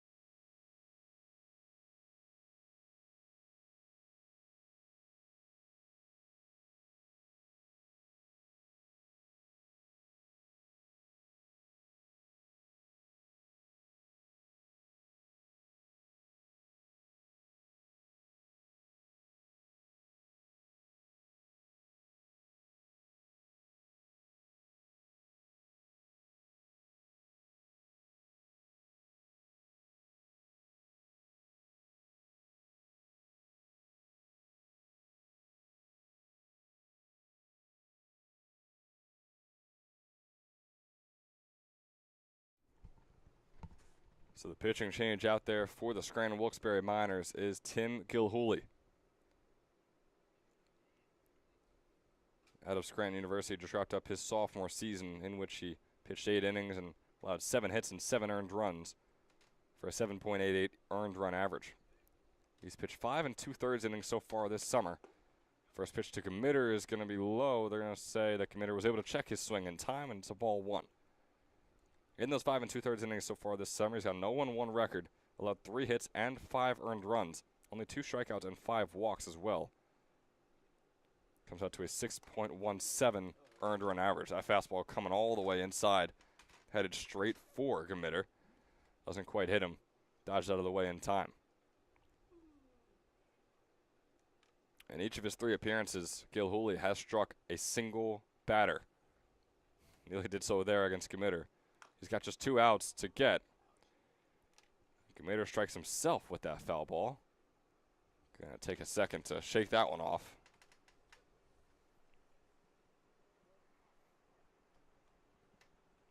This is now a 2-1 count on him.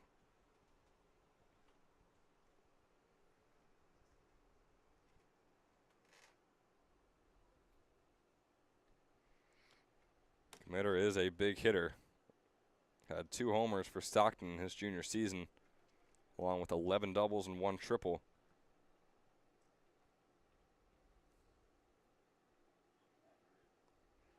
Gmitter's still just taking a second for himself, looking at the umpire in a bit of pain as he walks back up to the box. Got a 2-1 count. Fastball going to be just outside, bring up a 3-1 count. Close one for Gmitter to hold back on. Good eye on him.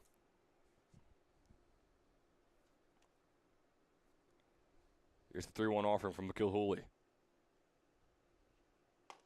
Fastball is in there for strike 2. A full count pitch coming up. Runners on the corners. Heffernan on first, Pope on third. 1 out on the board. Mammoths trail by 3. Here is the juice count pitch. Fastball in the dirt. Pope coming home. Heffernan over to second. Gmitter will take first. And all of a sudden, it's a 2-run ball game. Looks like we're going to have a pinch runner for Gmitter.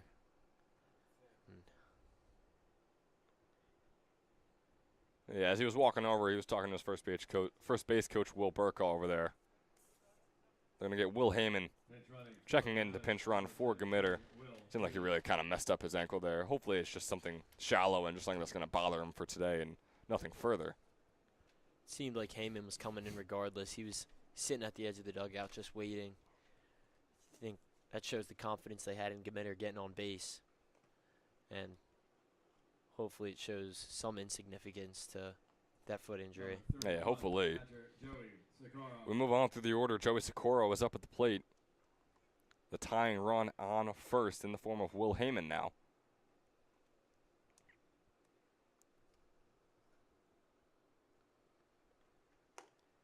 Fastball high, brings up a 2-0 count on Socorro.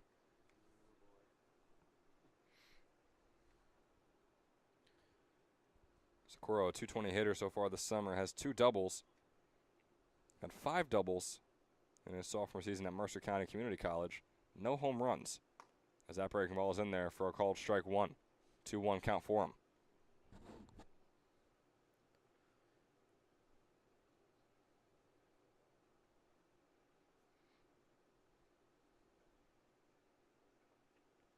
One offering from Gilhooly. Socorro grounds this one, goes right past O'Brien, nearly striking him in the face. Heffernan rounding third, going home. And Heffernan is down. Off goes Heyman to third, and he is safe on third. A 9-8 ball game. Will Heyman is on third base. Joey Socorro safe on first after the RBI single.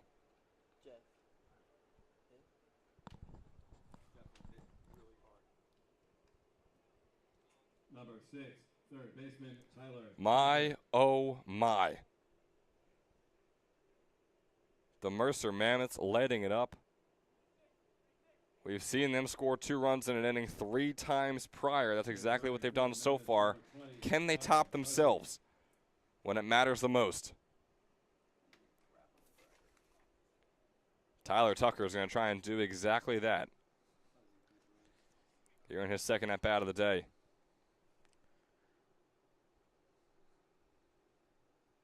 Tucker had the single in his first at-bat. Looking for that right here as he fouls it off over to the Miners' dugout.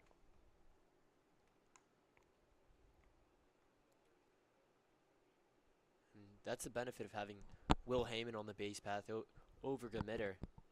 Heyman able to stretch that out to the third, and now just a fly ball will hopefully get that tying run up across the plate. Fastball going to find the bottom right corner there. Tucker slightly disagreeing with it, but continuing through the at-bat. Bit of a shake of his head there as he gears up for this 0-2 pitch. Swung on, grounded, and it's fair. No, it is not. Oh, my goodness. A close call there. Tyler Tucker had that going along the left field line.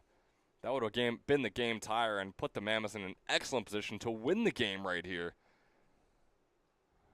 Oh, that is a tough call to make. Yeah. As the home plate umpire. It was, I mean, that is mere centimeters of that ball being fair.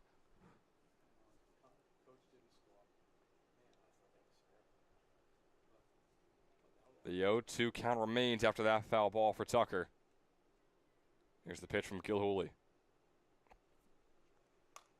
Fouled off by Tucker. This one not going to raise any questions about whether it's fair or not. Goes right into our parking lot back here.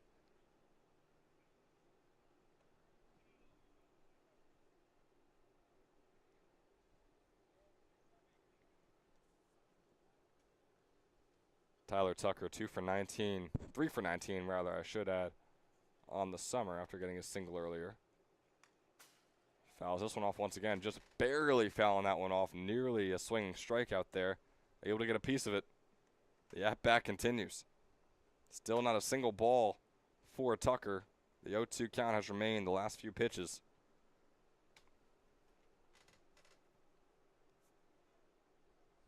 Here's the offering from Gilhooly. Nearly inside, nearly striking Tucker. Heyman's going to come home and tie up the ball game here in the bottom of the 7th. The wild pitch getting past Laco. Heyman takes advantage, and we're all knotted up at 9 here in the bottom of the 7th. Huzzy takes second base. Tucker's at bat continues.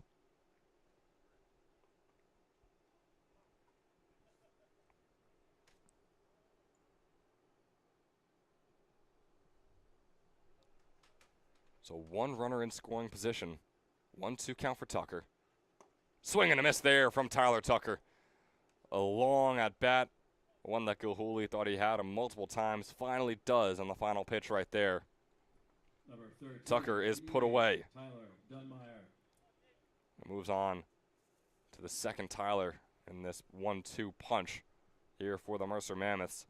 Tyler Dunmeyer. Still looking for his first hit today. He gets Tyler hit Dunmeyer will be again. struck for the 3rd time today. On the back, he is taking a beating. Tyler Dunmeyer, that's right on the bone. That is a bone bruise waiting to happen for him. Joey Socorro checking on his teammate.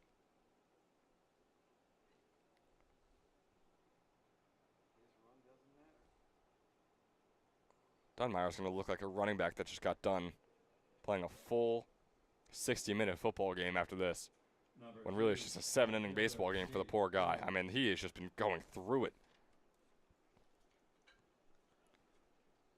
Don't be too quick about that 7-inning comment. That is true. That is very true. You caught me there.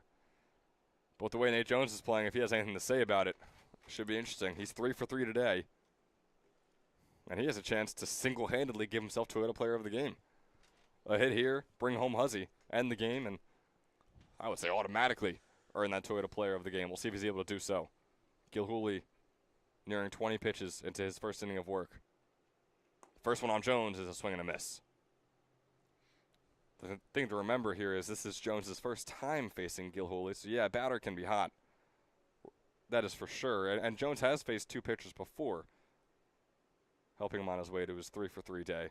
But Gilhooly is a new, fresh arm that he has not seen just yet. We'll see how he can handle him. The 0-1 offering.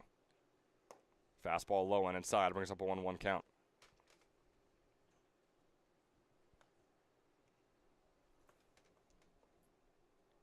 Nate Jones out of Moravian University. He's a .318 hitter so far this summer, much improved from his .196 freshman season. Sporting the pink gloves. A bit of an arm sleeve on that right arm, from what we could tell. He has a 1-1 count. Breaking ball way outside and nearly getting past Laco. Good job on Laco. Huzzy could have easily advanced over to third base.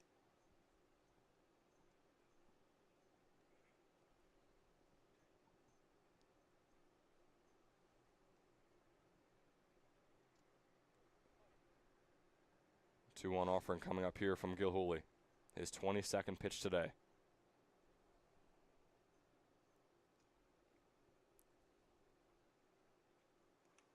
Inside, gets past Leco. Huzzy advances on to third. Dunmeyer Leco to can't second. find it. All round comes Huzzy. Tyler Huzzy winning the game for the Mercer Mammoths. Wow. Gavin Leco took his time just a little bit too much trying to retrieve that ball up against the fence back here. Tyler Huzzy takes advantage in full force. Heading over to third, then rounding third, and coming home. Winning the ball game for the Mercer Mammoths. 9-4 was the game heading into the bottom of the 6th. 10-9 is your final score of game number 1.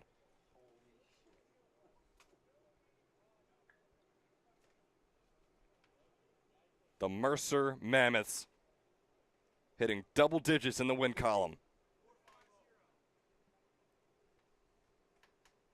They improved to 10-5-1 on the summer, and it might not have been because of them, but Nate Jones is your Toyota player of the game. Not sure we can give him the RBI right there, Luke, unfortunately for him. Would have been his first RBI of the day, but going 3 for 3 with a run, and we'll say being up at the plate while the winning run scores is more than enough for us to hand Nate Jones his first Toyota player of the game of the summer. 10-9, Mammoths win game 1. We've got about 35 minutes till game 2 begins. At 4:50 is our approximate estimated time of game number 2 starting up. So we thank you for watching game number 1. It was an electrifying one. We're sure game number 2 will be the exact same, and we'll see you there. Once again, Ben Chadwick joined alongside Luke Anderson. It'll be the same duo for you at game number 2.